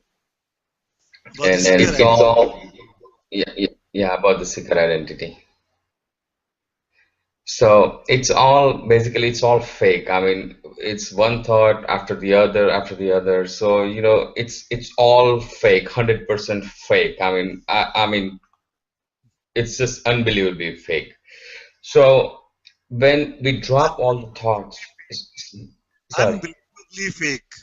Yeah, unbelievably fake. Totally, totally. The God is the biggest fraud. That's the word that came to my mouth. I mean, the biggest fraud ever. But anyways. Did you say God is the biggest fraud? Yeah, because he's the one who's creating all these fake thoughts. If he wasn't creating all these thoughts, my goodness, we all would be awakened. We wouldn't even have to try, you know. It's all about thoughts. So what I realized is that when the thought is not there, all there is eternal now or here-ness or this I-amness, whatever we call it, right? There's just this reality, what is, like you keep pointing to hundreds of times and it just doesn't go in. And the beautiful thing is that I have that understanding. I understand that all there is this. I mean, there's not a whole lot to it, nothing beyond it, and that's why everybody kept saying that it's so simple because there's nothing to look even, right? So the point being, but I still feel, I don't feel kind of I'm like vast space or anything. I'm still feel that I'm associated with the body, and that's when I think I kind of feel that I'm kind of still stuck. I don't feel like openness. You see what I'm saying? So you could give me like a, This one who's speaking now is which one? The fraud guy? oh, Or it's all fake. Fraud, fraud, fraud, fraud, fraud. And all I'm trying to, whatever I'm saying or whatever I'm doing is all fraud, 100% fraud. But again, this fraud is trying to figure out how to get rid of the fraud. That's even a bigger fraud. So it's just, yes, very good, very good. it's just unreal. As you're seeing it, which is good. Yeah. So then, if all this is fraud, then why play with the fraud now? So forget about it. Close the chapter. If it's easy like this, I would love it if it's easy like this. But No, one it's thing I not. want to tell you, I want to tell you all, because the mind plays a trick with this, that your authentic voice is the one that is speaking in satsang. This is your authentic voice. You see, the voice of the fake one, the fraud, which is appearing as thought energy, is not your authentic voice. Why I'm emphasizing this is that even now, when words of satsang can be heard, it can hear it can be heard as if it is Ananta's voice or some guru's voice or father's voice or something like that. But the whole point of satsang is you come to satsang to hear your own authentic voice. You see? Otherwise, what happens is that you will take the words of this voice and give it to the mind and say, what do you think about this? And then you say, I agree with this, I don't agree with this, believing still, because that appears within your heads in some way, we can say, that appears so intimate to you that this voice still seems outside and that voice still seems inside. And as you start recognizing more and more that it is my voice, this one, my presence, is speaking these words and not these words in the head, you see, then that sense of spiritual journey, this sense of progressing, not understanding the word, not doubting the teacher, doubting the teaching, all of this will drop once you know that this is your voice which is speaking. It is not some Ananta or some guru or some teacher or somebody. And you make a very valid point, Father. But the thing is, this fraud has taken me for a ride for so long that I actually have lost my ability completely to trust any voice whatsoever. I believe it's all kind of crazy because I never knew what is right and what is wrong. So I'm kind of painting everything as fraud kind of thing. You see what I'm saying? So eventually, with the time, I think with your grace, that understanding will come on its own, or that insight will come on its own, and I'll wait for that. But I wanted to thank you for this insight. I mean, it was just, I was amazed how big of a game this is. It is very good to, when it's not clear, drop all voice. Hmm? Intuitive voice, mind's voice, if you can stay like that. But if it is just a mental thing itself, and you find yourself consuming more and more mind thoughts and not listening to satsang voice or your own intuitive voice, then you know that that was another con of the fraud guy. Yeah. So this is what must be meant by vigilance. To just check and say, Yes. Am I truly dropping all voice? Because there truly comes a point where nothing is needed to be said. No voice is needed to be heard. And that is now actually. Yes, yes. And that's why I love the silence. This sitting in silence with you is the best thing because, mind creates one after the other thoughts. And like always, I've heard it's like a bottomless pit. You answer one, another pops up. It never ends. I mean, for 4 years, I've seen that it never ends. So it's like it's a useless game. I had a couple of other questions, but again, I'm gonna put them on the side. I'll just see if they're important. I'll ask next week. But thank you. There's a big line. I'll let others speak. Thank you so much for that. Thank you, my dear. Very good, very good. I feel just to stay with this, that till clarity emerges on what is my authentic voice, what is the voice of my intuitive presence, till then I'm not buying anything at all. That's very good. The whole point of the words in satsang is actually to get you to this silence, to see that you don't need anything at all.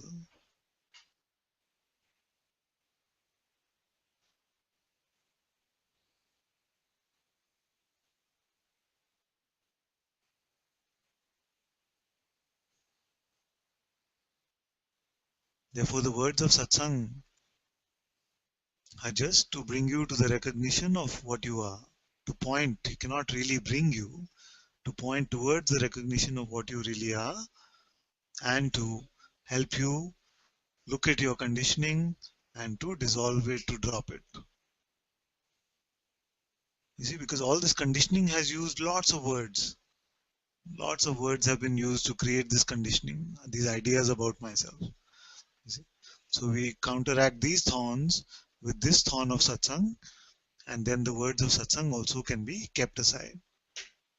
No words are needed in reality.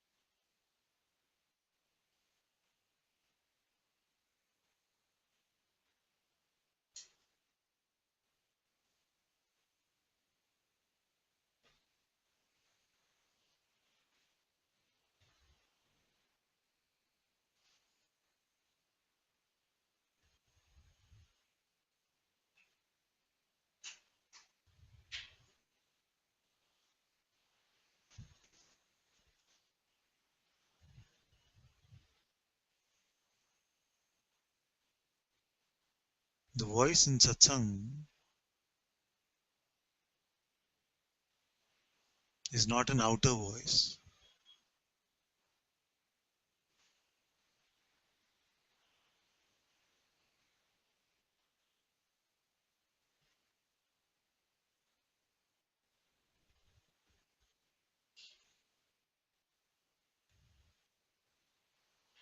And all that it is doing is bringing you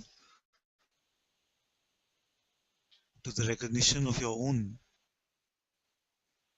authentic voice.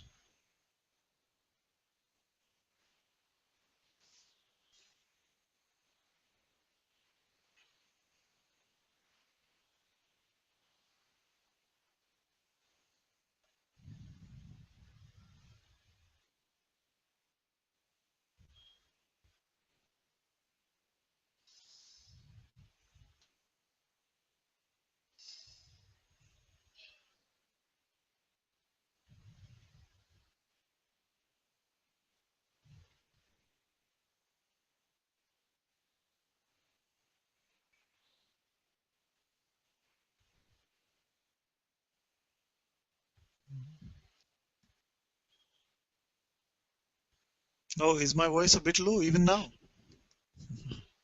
It's okay now. Okay.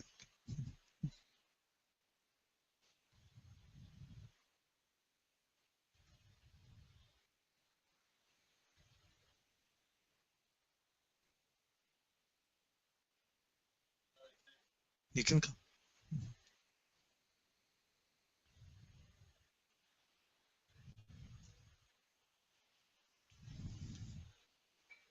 Please come.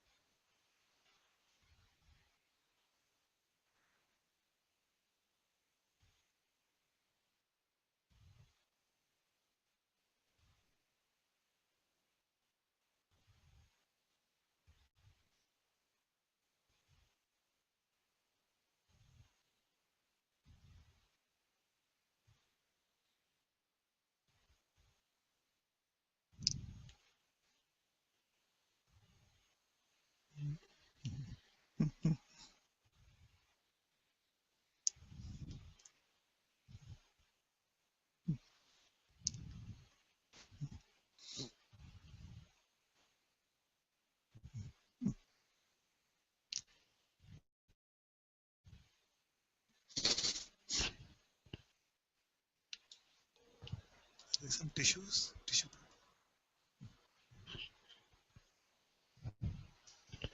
The feeling is I don't want to speak like this.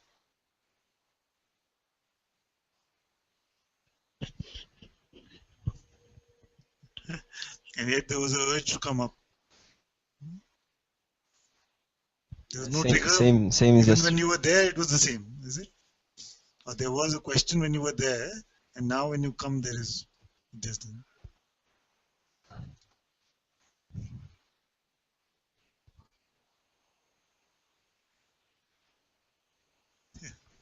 No, no question whatsoever. No, like there's never been there's never been like a question like for a very long time, like an authentic question like this.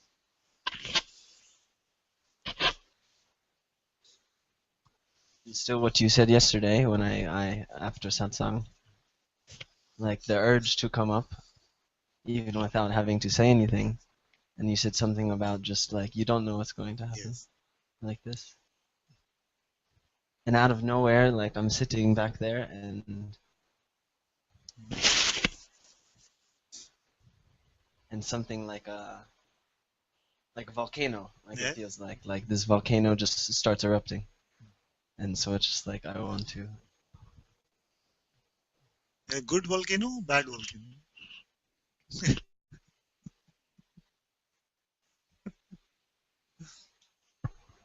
Neither. Neutral. Neither. Neutral. Yeah. There's no interpretation about it. It's enjoyed like this.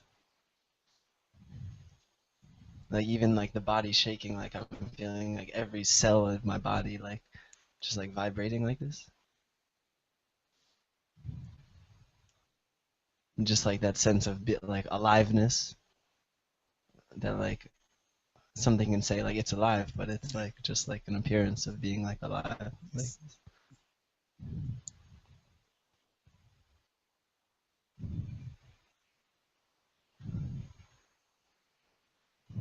and when you talk about like the fear, people paying for this fear. Yes. I also used to be one of these like going like skydiving, jumping out of planes. It's like what do you? And then sometimes even like in front of Guruji, you like this fear is there, and it was enjoyed so much. Yes. Like you didn't need to pay for it. This It's is just free fear. Yeah. I just got reminded actually when I was little. Then I used to live in a country in the Middle East, and there they had this big amusement park, and one of the rides was called Pirate. And you must be familiar with this, no? It really goes both ways. The ship that goes, it's really scary. I used to love it, you know. I used to love it because it's so scary because you feel like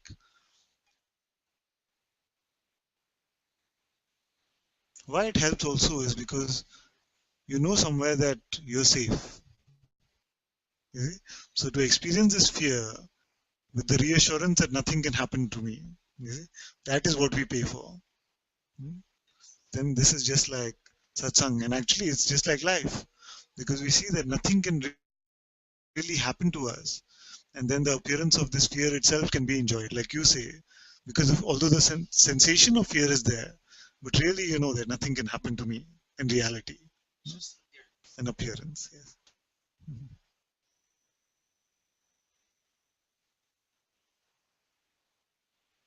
So then in satsang we are coming to the discovery of what we truly are, and when this is seen, then the idea that something can happen to me sounds more and more ludicrous. This sounds funny. What can touch this? It has no label, has no form, has no size, shape, location, is not to be found in time and space. What can hurt that? It's a funny idea, isn't it? Just like doesn't make sense at all. So just like when we know that we are dreaming, then we know that nothing in the dream can hurt us. Same way like this, then this becomes like that.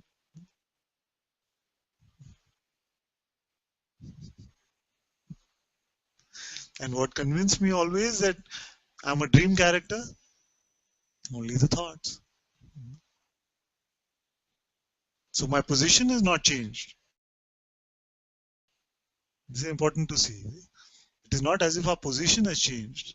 It is not even necessary that the content of our experience changes. It is just that I am not believing myself to be that which never existed.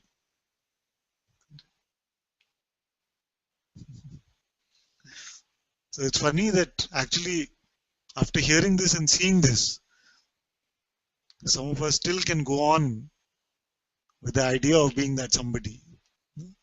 And yet this is the power of prior conditioning. That's why I say keep coming to satsang, so that prior conditioning also keeps dissolving.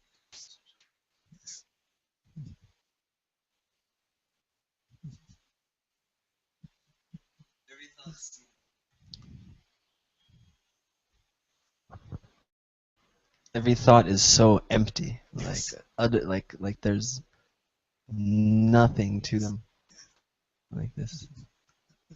Yes. Like There's they arise nothing out to of like the emptiness and emptiness. then back to Dissolve back into emptiness. emptiness. Therefore, they must be what? Empty. Emptiness. And That also, which comes and from emptiness also, goes back into emptiness must be what? Emptiness itself. we can say like, and anything which appears is empty. Is Yes. empty. Like, At that point, we can say that there is no difference actually even between consciousness and awareness. Because if consciousness is made up of awareness, then what must it be? Awareness itself. This nothingness itself.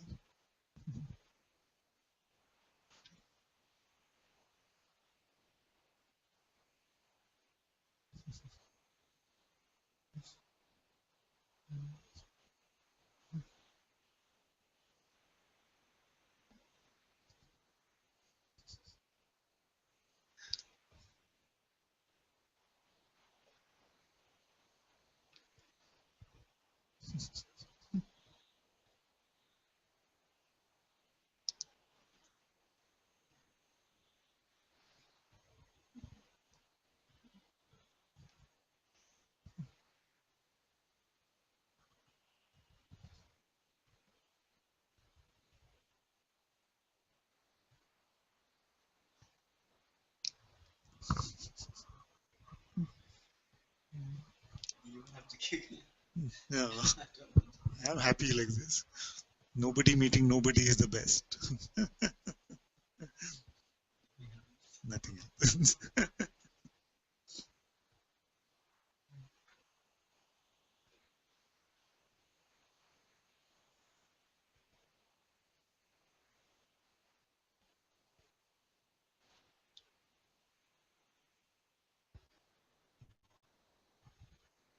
and there's such a clear difference between, like you say, this intuitive voice, which is so like quiet and silent, and it's just saying, just melt away, just like it's like advising whatever it is that one time I believed myself to be, just to melt away, just melt into this.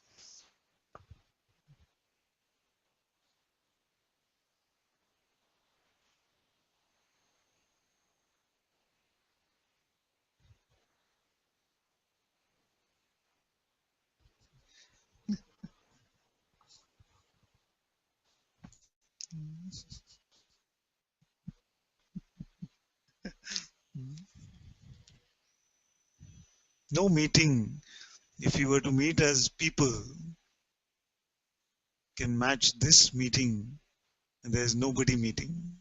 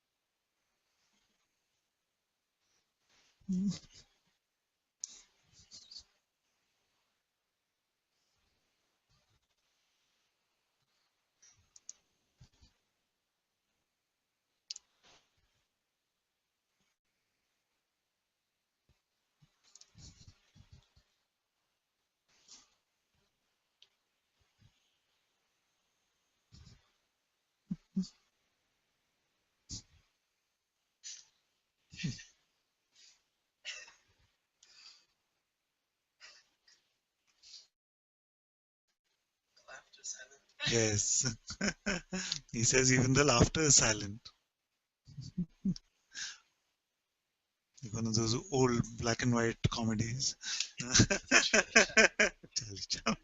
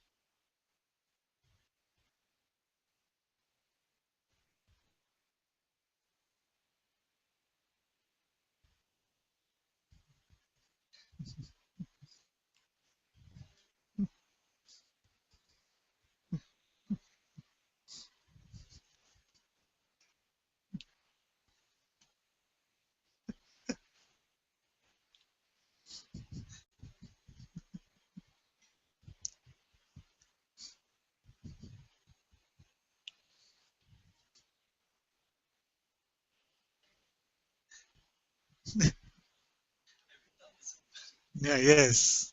He says every thought is so funny. Now you found the comedian in your head.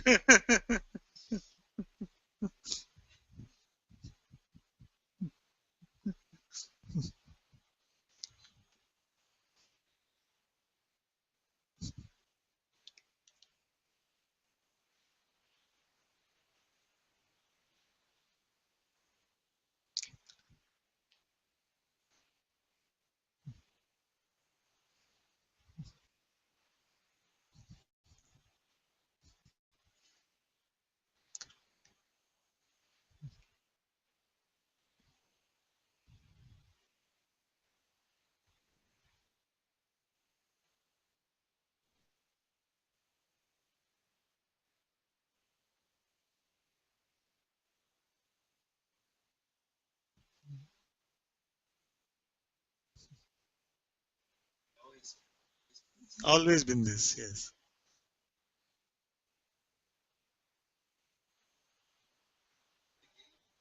Yeah, what a game. Yeah.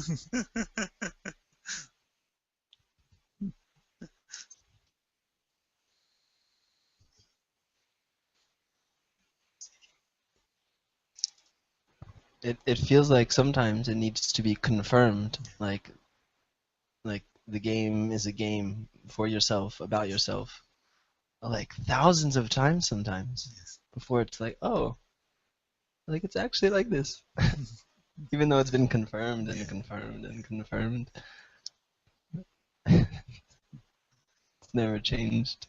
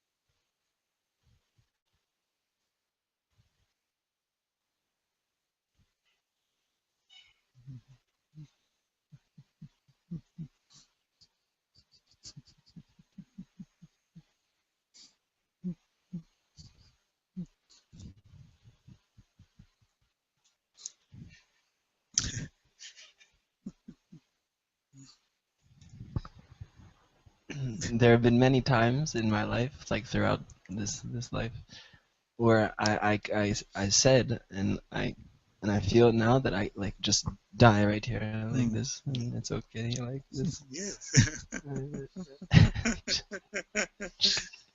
Over, finished, Yeah. good ending.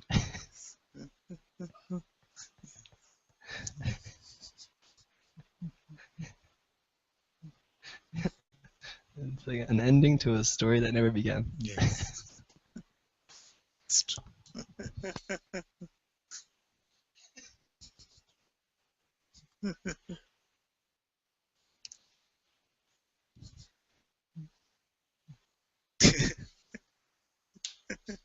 What do you want, Tic Tac or tissues?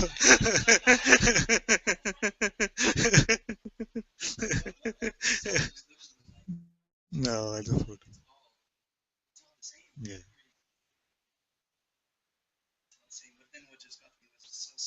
Mm. Yeah. Mm. Yeah. Yes.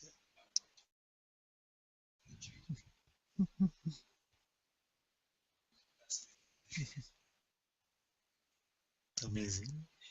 Yes.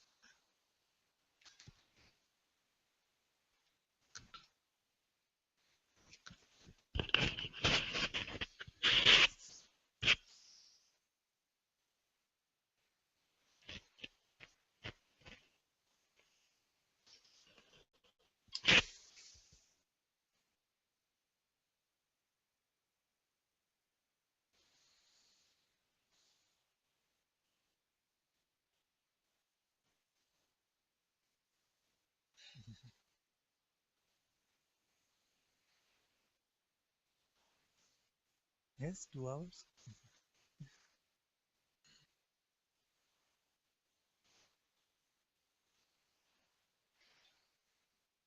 Okay, what was the queue? The queue had Anil and Devika. Okay, Anil can come. Can't hear you? Okay. This should be better. Okay. Actually, the questions which I had, they got answered, but I don't remember the answer, of course. So it is increasingly becoming difficult to comprehend, and what you are saying in the satsang. I mean, you are speaking something, but these are just the voices. What you are speaking, what they mean, they are somehow not registering. The mind is becoming very, very slow. So, as such, very silent. But there is an urge to know the Advaita now. There's a urge to what? Read Advaita. Advait. Yes, yes. Uh, and the because there is so much confusion here, and there is so much intermixing here between the consciousness, awareness, super consciousness, and even Guruji also uses them, very frequently. So I thought that I will get some clarity maybe in Advaita, and but I'm not able to again understand Advaita. The mind has slowed down a lot. I mean, somehow nothing is registering. Nothing is registering, Yes. and what I feel is that there is no distinction between the awareness and the consciousness. It is all it is all fusing now.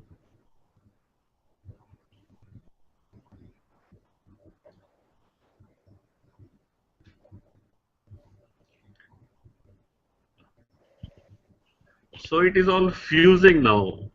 Actually, sometimes even it appears like the consciousness itself is the witness actually, and the witness is like uh, penetrated at even the subatomic level itself, like as if the even the tiniest existence knows that that I am, and it is aware of it. So I think that is all I have to report, and so I don't know. I mean, if I should really do the forced self-inquiry, because it is becoming almost impossible to do the inquiry now. As such, there is no need also. That is what I'm feeling. I don't have any other thing to report, except that I don't know. You might call it a kind of a conceptual inquiry. Uh, Ramakant Maharaj, I think I posted it also, where Adi Shankaracharya says that even the Brahman is a illusion, and in fact that is an experience also. That is an experience also. There are no words, there are no terms, there is no analysis, there is no contemplator, and until there is an impulse, then there is no awareness also. Until you want to be, somebody wants to be aware of itself, there is no awareness also. So I was just thinking that whether the Brahman itself is an illusion, I don't know. That is because what Adi Shankaracharya has said this. So I thought maybe you came across some experience like this, because from Maharishi Ramana's lineage, so we end at awareness. We don't go beyond awareness. And Ramakant Maharaj says that it is a selfless self. Actually, I've been warned not to refer to the books because people think that I'm talking conceptual, but they are my doubts. So therefore, I have to refer to somebody like that because that's a burning question for me. How can the Brahman be illusion? If it is Brahman itself is an illusion, then what is there left? But then again, I'm aware of it because what I have read is just a play. I just heard somebody, within the time, maybe some 2,600 years ago, somebody wrote something. It has appeared as a sentence, and I have just read it. Brahman again is a terminology. So this is all again a kind of a turbulence. It's a flux, transience. I don't really have to think about it because it is as good as like not existing at all. So I can take it that way also. But from the inquiry point of view, or it's an awe, is it? Even the Brahman is illusory. Then how do I know? I know because I'm awareness. That again is a valid thing. But do you have any experience like this? When you were doubting that even beyond the awareness there is something? Wait a minute, look. I thought I was awareness only, and that was my experience. Awareness being aware of itself, but it is an impulse. It is an impulse. There is no movement as such. Absolutely no movement. It is totally still and silent. And it does not even know that what is the meaning of the stillness or the silence and all that stuff. It does not know. Until there is an attempt to look at it and define who is looking at it, the word awareness comes. Otherwise, if there is no effort, nothing there. So I just wanted to have your say on this, Father. Yes, okay. So basically, it's very good that you enjoy these contemplations. Is very good. Also, here there was great joy in these contemplations to read something from a scripture, and then just to check back with our own direct experience and see, does this resonate or not? You see? So it's very good. You feel like that to contemplate is very good. So, and this contemplation, you must go with what your direct experiencing is. You can use what you read in these scriptures as triggers, as pointers, and then remain in your own seeing, in your own experience of what is your own self-realization. You see? So this is very good. I find this very beautiful actually, that you want to contemplate all these things.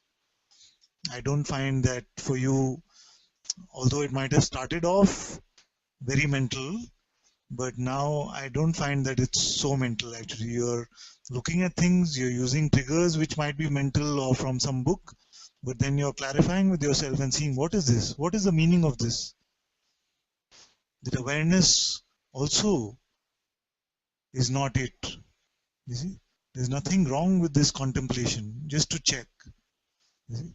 And I'm very happy to hear your report on this after you've contemplated it. Very happy to hear it. One thing I want to just leave with you also is that the word awareness or the concept of awareness is not awareness. So when we say that it is seen that this is awareness only after the impulse is there to check, you see, that is when we come up with the idea of what it is. After the checking happens, we say, yes, this was awareness. Yes, this is awareness of awareness. You see? But prior to that, is it a not knowing state? Is it a state of not aware, of unawareness? We can check on this. And whatever the experience might be, whatever the content of the experience might be, or even if it is an appearance of emptiness or blankness or nothingness, is there not an awareness of it? And we must, like this, like you're doing, go with your own seeing. Use these as triggers to check on your own seeing. And I'm very happy to hear your report after you check on this. What is beyond awareness? Because many sages have said many different things. You see, even Papaji, for example, has said beyond awareness there is true love. You see? Many have said many things about this. That which is prior to awareness, that nothing I am. Many have spoken like this also. But see what really resonates for you, and not, it's not a visual, not a creative mental image. You see what perspective you have in the discovery of that which is ultimate. What is your position during the discovery of that which is the absolute, the ultimate? So I don't want to discourage this contemplation in any way. I'll use the opportunity to argue with you if I have to, if your uh, report does not tally with what is experienced here. But right now, I want to give you the full space to contemplate this question. Thank you, Father. Thank you, my dear. Thank you so much. Thank you. Okay, Devika wants to come. Devika can come.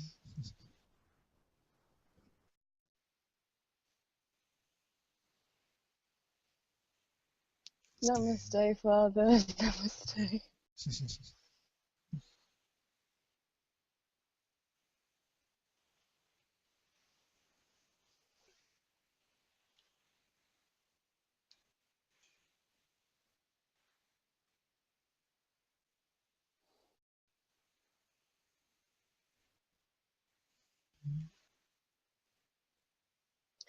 There's, I just realized I've been contemplating thoughts and the don't believe your next thought since we spoke like about a week ago.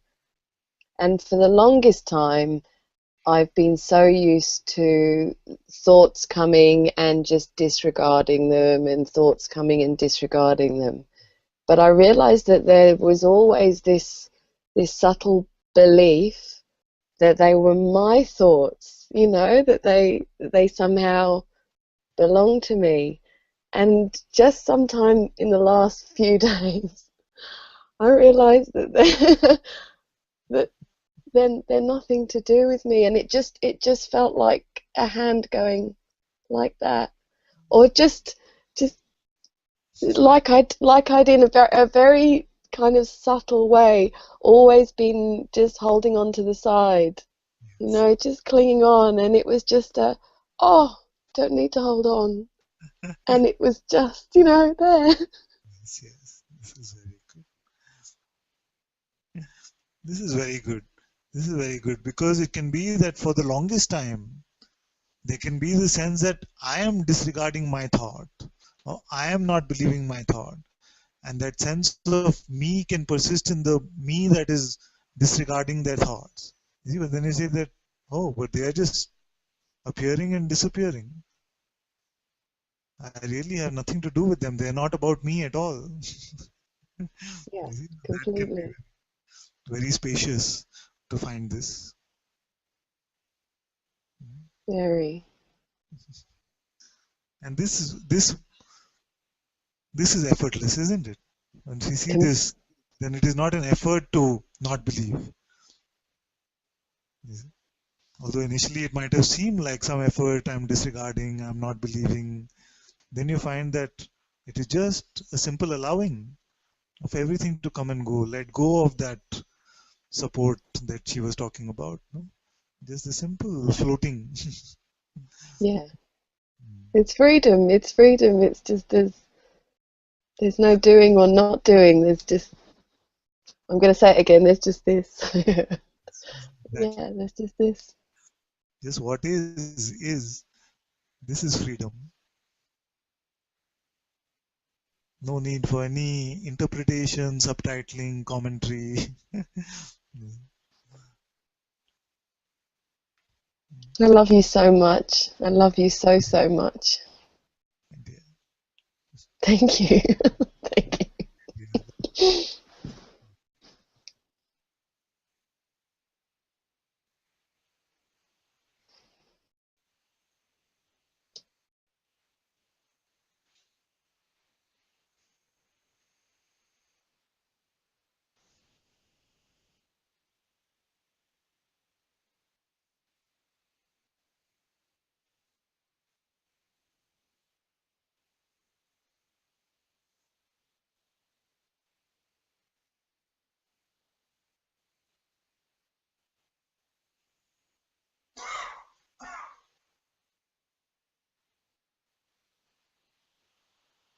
Pratna says father sound is lower today. For anyone else too? Question mark.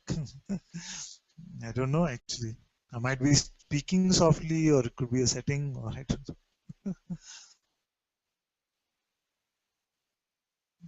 We'll look at the recording. We'll see what to do.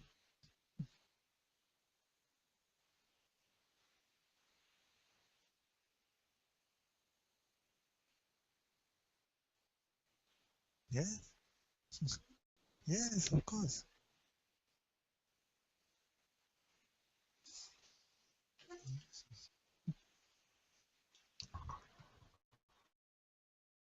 Really quite sure what I'm going to say, but Yes. I just have a kind of strong sense to come. Yeah.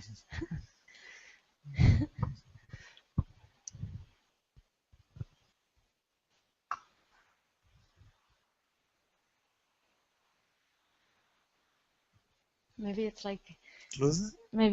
a prayer or something, or it's like whenever I say something in Satsang, it's just always so like instant or something. It's so Like instant, like instant. either Instant. instantly, Yes. like if it's a prayer, it's Yes. like answered, or if it's a like given something, then it's taken. And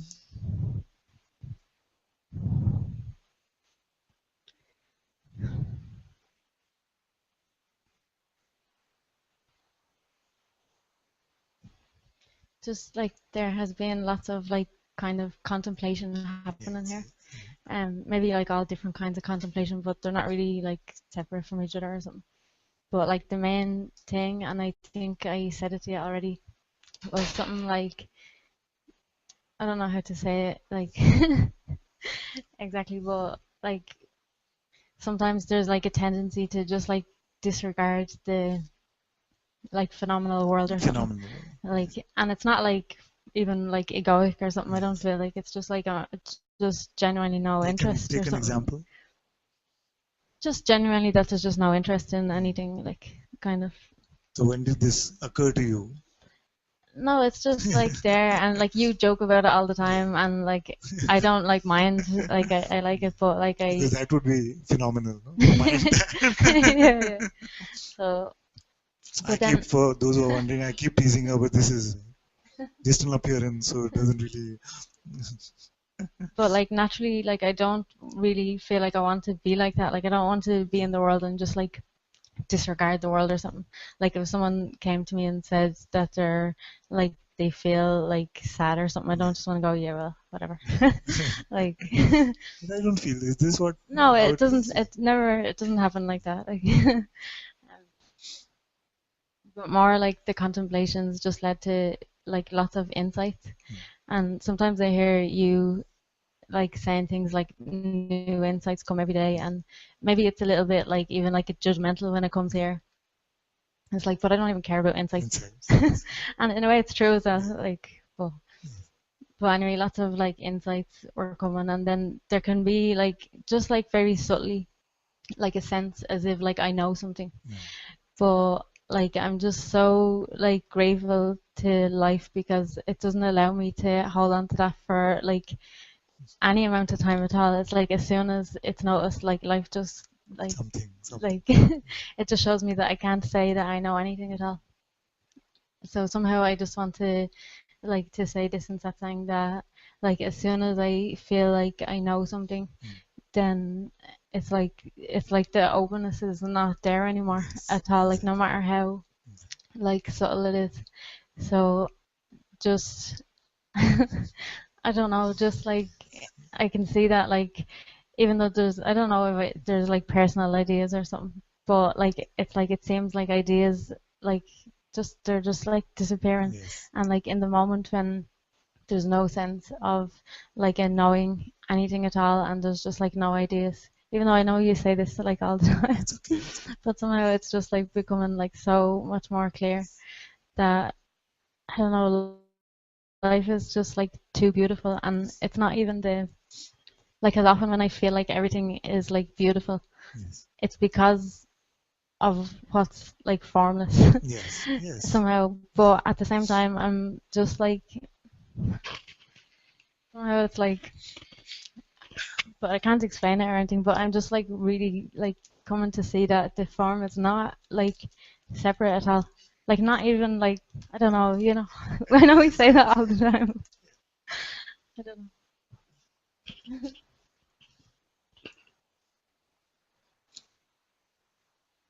Just I'm just here for truth, and that's it. Like this existence is not for anything else.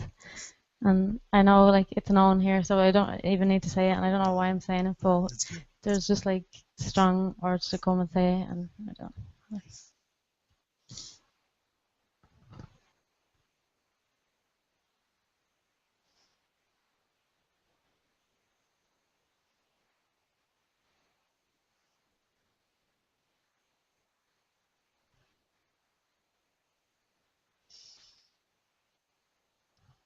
And just one more thing I want to say is like sometimes like ideas can be very beautiful, and like you said something yesterday, I think like after Satsang, you said, I don't know, you were saying something about ideas, and you said like even ideas like then that we see like when we read quotes on Facebook from like Ramana and everything, and obviously like they're so beautiful, but it is so true that all of these things are still ideas, because such beautiful ideas come here, like even just like even like the like that I want to offer my life to God or something, and it's so beautiful, and in a way it feels so true, like, but it's not true, because even that is like in a way it's like an idea as a, so even like these really beautiful ideas, I want to like just give them back, like you gave them, and I'm giving them back to you again.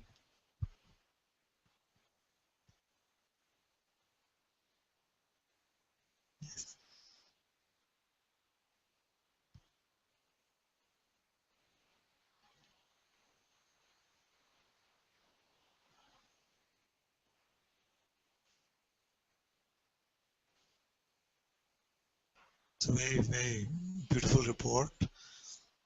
And already you say that any time that there is a sense that I know something now, it gets whacked out of me, or something happens where it's taken away, the sense of knowing. So this is the best friend.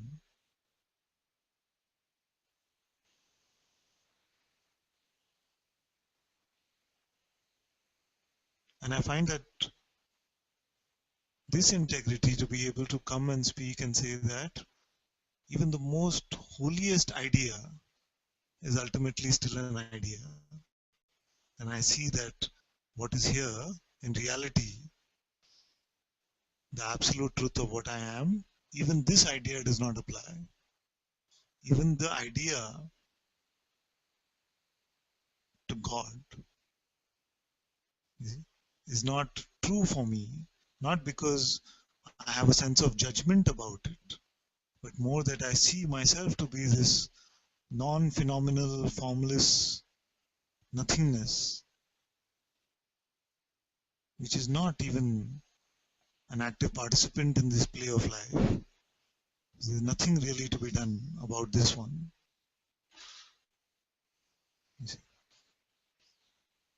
So as long as we continue to speak from this emptiness, from this direct seeing, then there can be no trouble.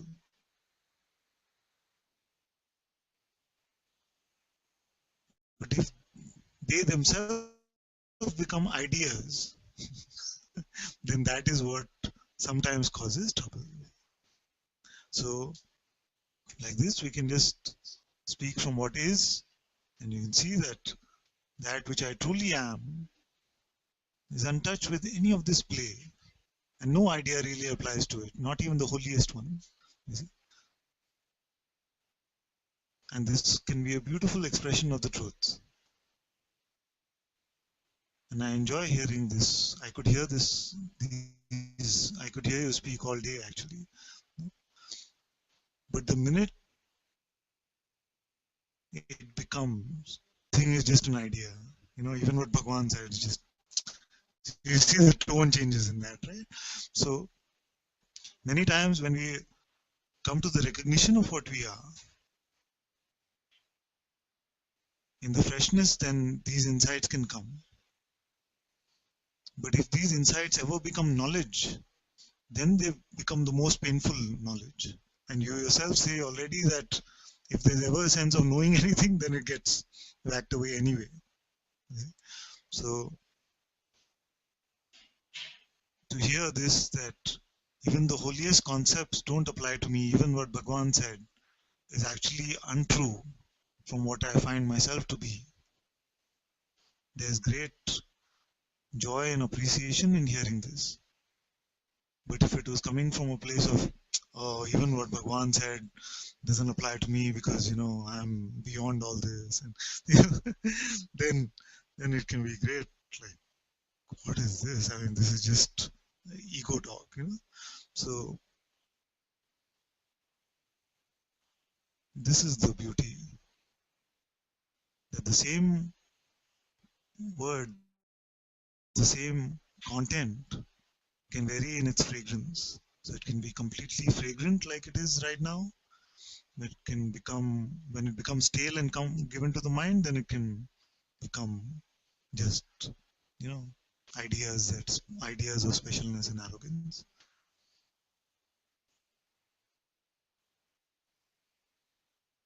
So just in this not knowingness is the best. Also, what I want to tell you is that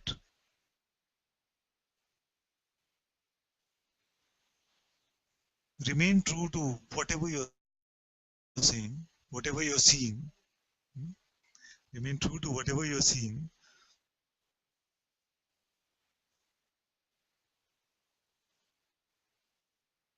and don't worry so much about how this expression is coming across. Even the Avdutas were like came across as terrible people. Even the great sages, they can initially come across very not caring, not compassionate, not loving. But after you spend some time in their presence, then you see that there is great love there. So every expression will play differently, and I'm not predicting anything, but if in your case it has to play in a way where initially you come across very like hard on the outside, or uncaring, and just like you said, or somebody said heartless or something like this, I'm completely fine with it.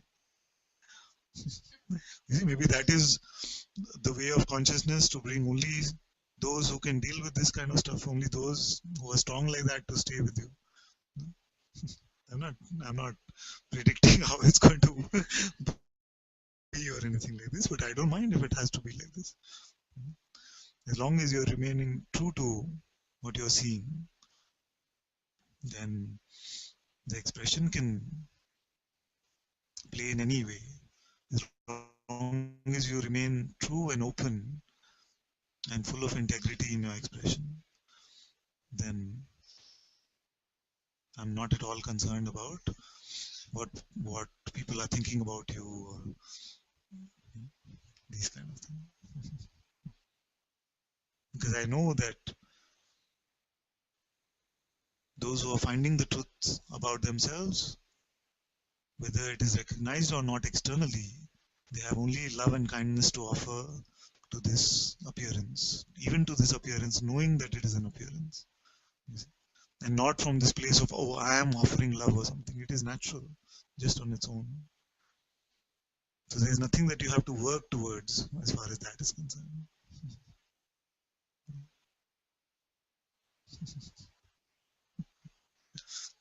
Yeah.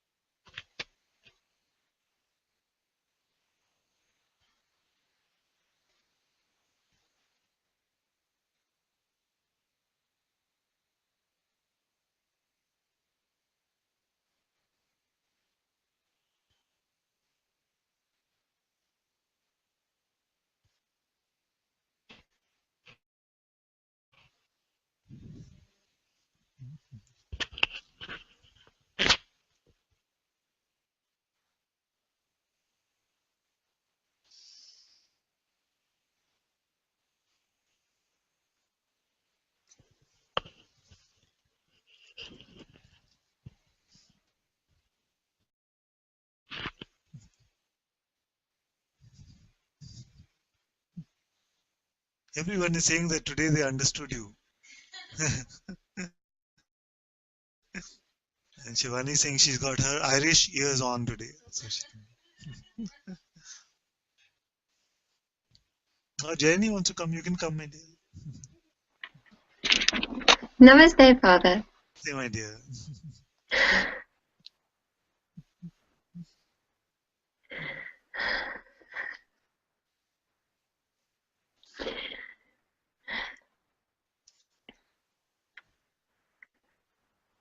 Something just felt to share today, Father.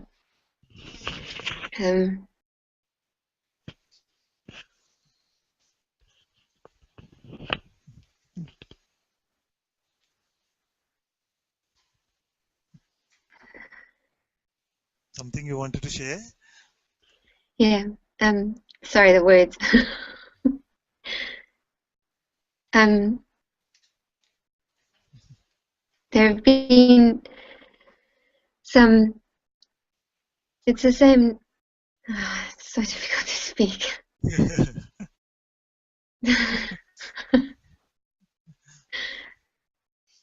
No There's rush. been so much silence here.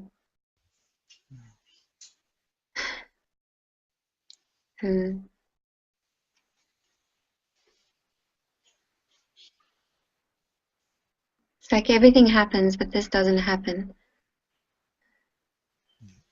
And the way it seems to be playing in this life here, everything seems to be falling away, even externally.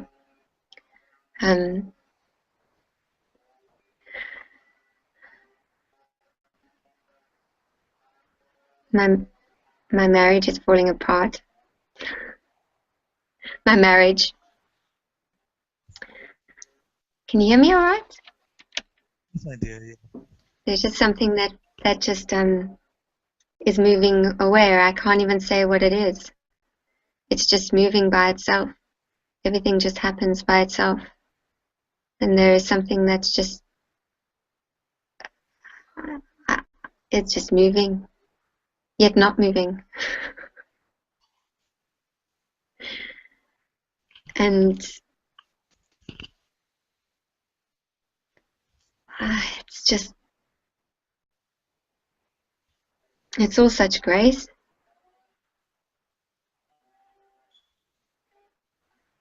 And pain arises because there is a seeming ending to something, but it can't end.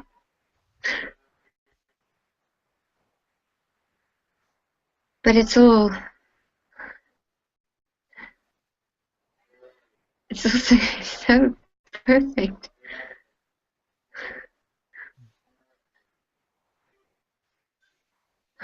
And it's just like I can't, I don't know. I don't know from I don't know. I don't know what I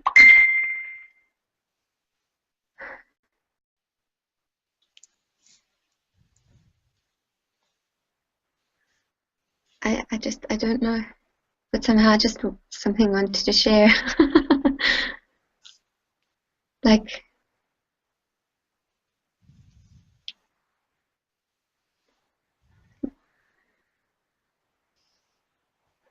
it all just happens as it happens.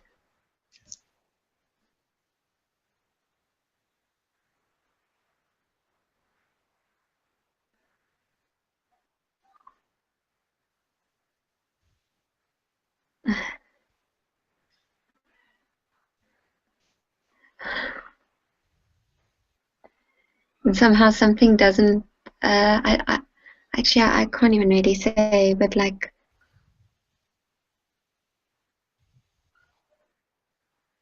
something just can't sit in that, or I can't even say that. Something just seems to be moving away from this relationship. But it's not a cause or effect of anything. It just seems to be happening. I don't know. I just wanted to bring that. And is it feeling like it's clear that this is what it is and it is going to be separate? Or it's still... Yes. No, it's clear. It's clear. It's clear, but there's no decision. It's very clear. Just in itself, it's clear.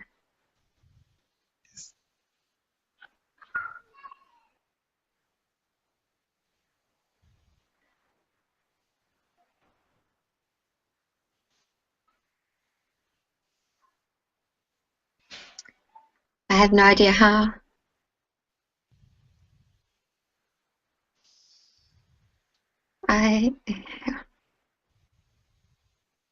Life just moves and not.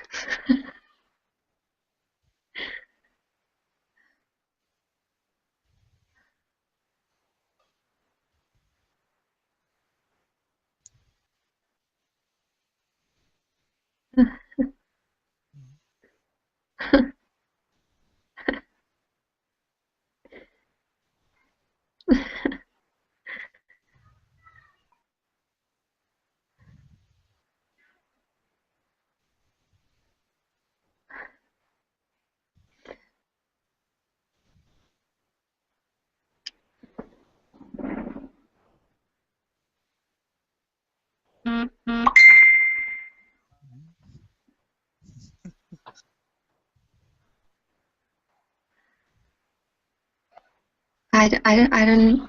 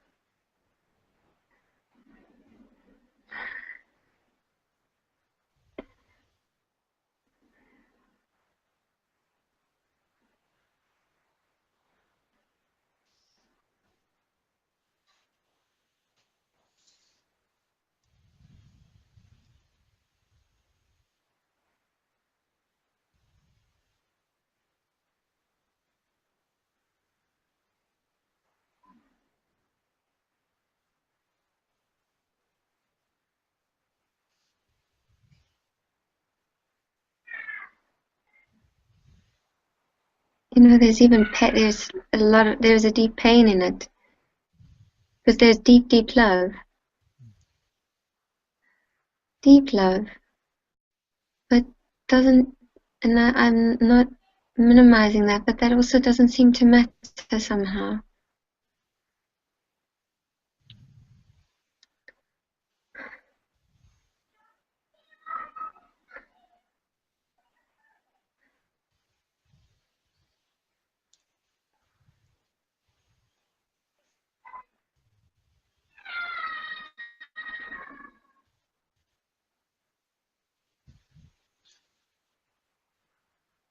If you find that you're coming from this non-conceptual place and there's nothing which you're holding on to, which is an idea about marriage or partner or anything at all, and you find that just life is moving in its own beautiful way like this, then that's just the way life is moving. No?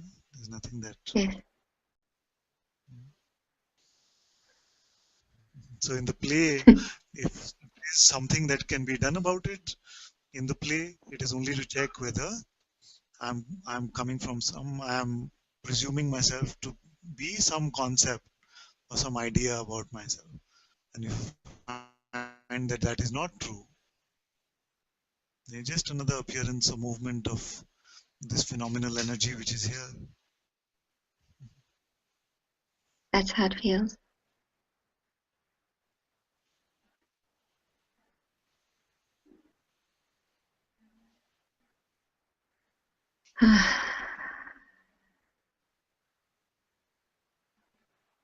It all just feels like a happening.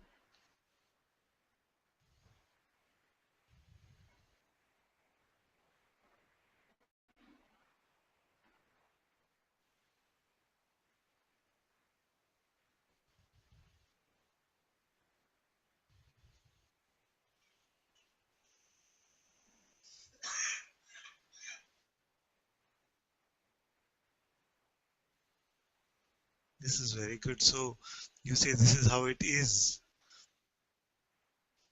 Therefore, we are not hiding behind any concept. No, We are open to being vulnerable, to feeling hurt, not in denial of any appearance.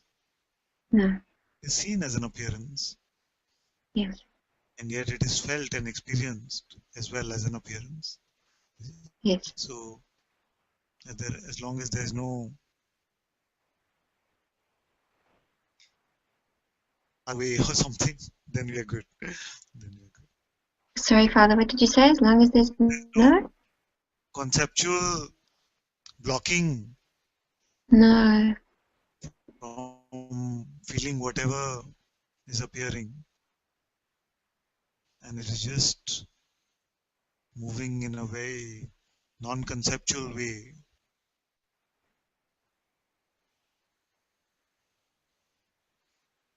Totally. Then even this we have to say is grace.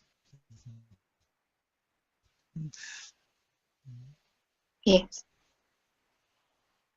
Yes, of course.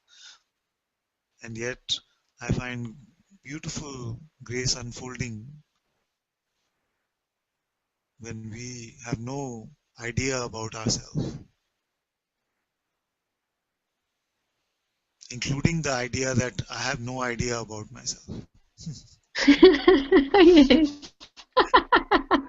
Then this idea itself can be a big block. Yes.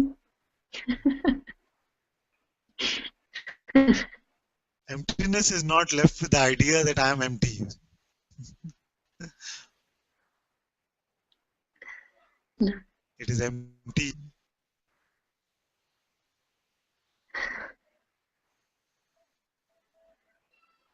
Thank you.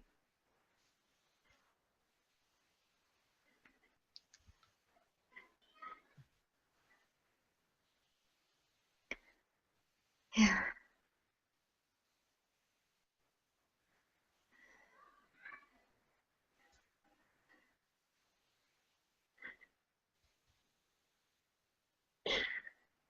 Oh, wow.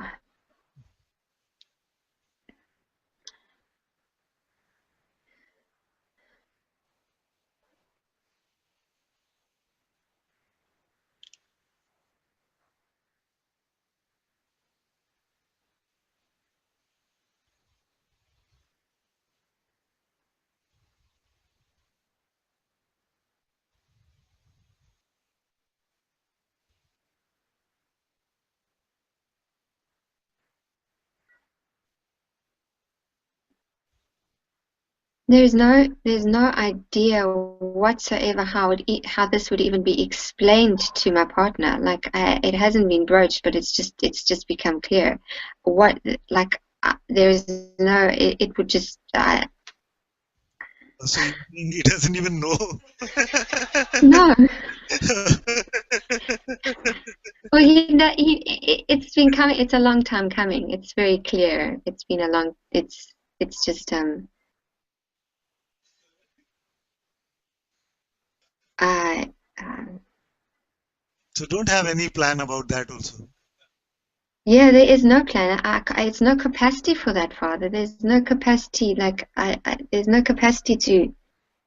There's no capacity for reason or plan or idea or. Yes, we always have the capacity, but it just becomes too alien to go there. Yeah. Yeah. You're just sitting here and someone says, go pick this 100 kg bag and keep it on your head.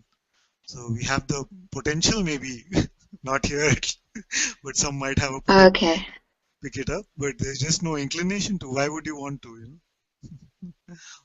Yeah.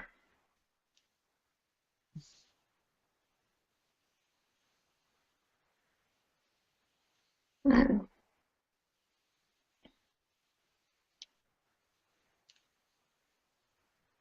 yeah. I just wanted to bring it to Satsang. And just like I was saying yesterday, that don't have a plan, I don't have a plan to not have a plan. Yeah. Yeah, exactly. The mind, it's very frustrating to hear this kind of thing, but I know No. I can tell you these things. I know. Yeah, totally.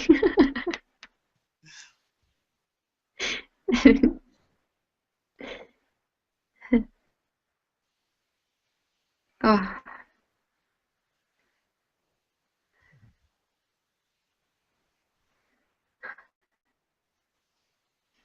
thank you so much. Thank you. Thank you, my I dear. love you. I love you, love you, love you, love you. You too.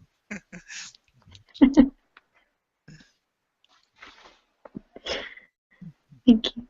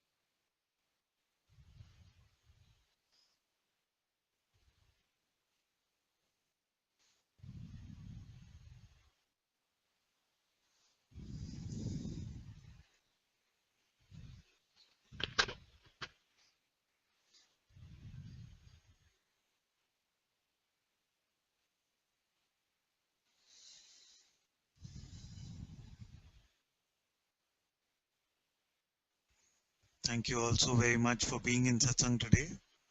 Sadhguru Shri Mujiji ki Jai.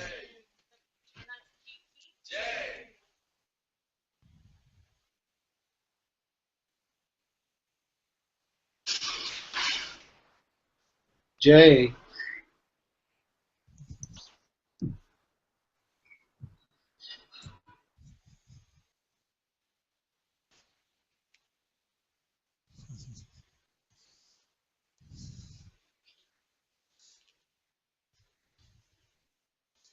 Krishna says something wrong with internet on my end, beloveds.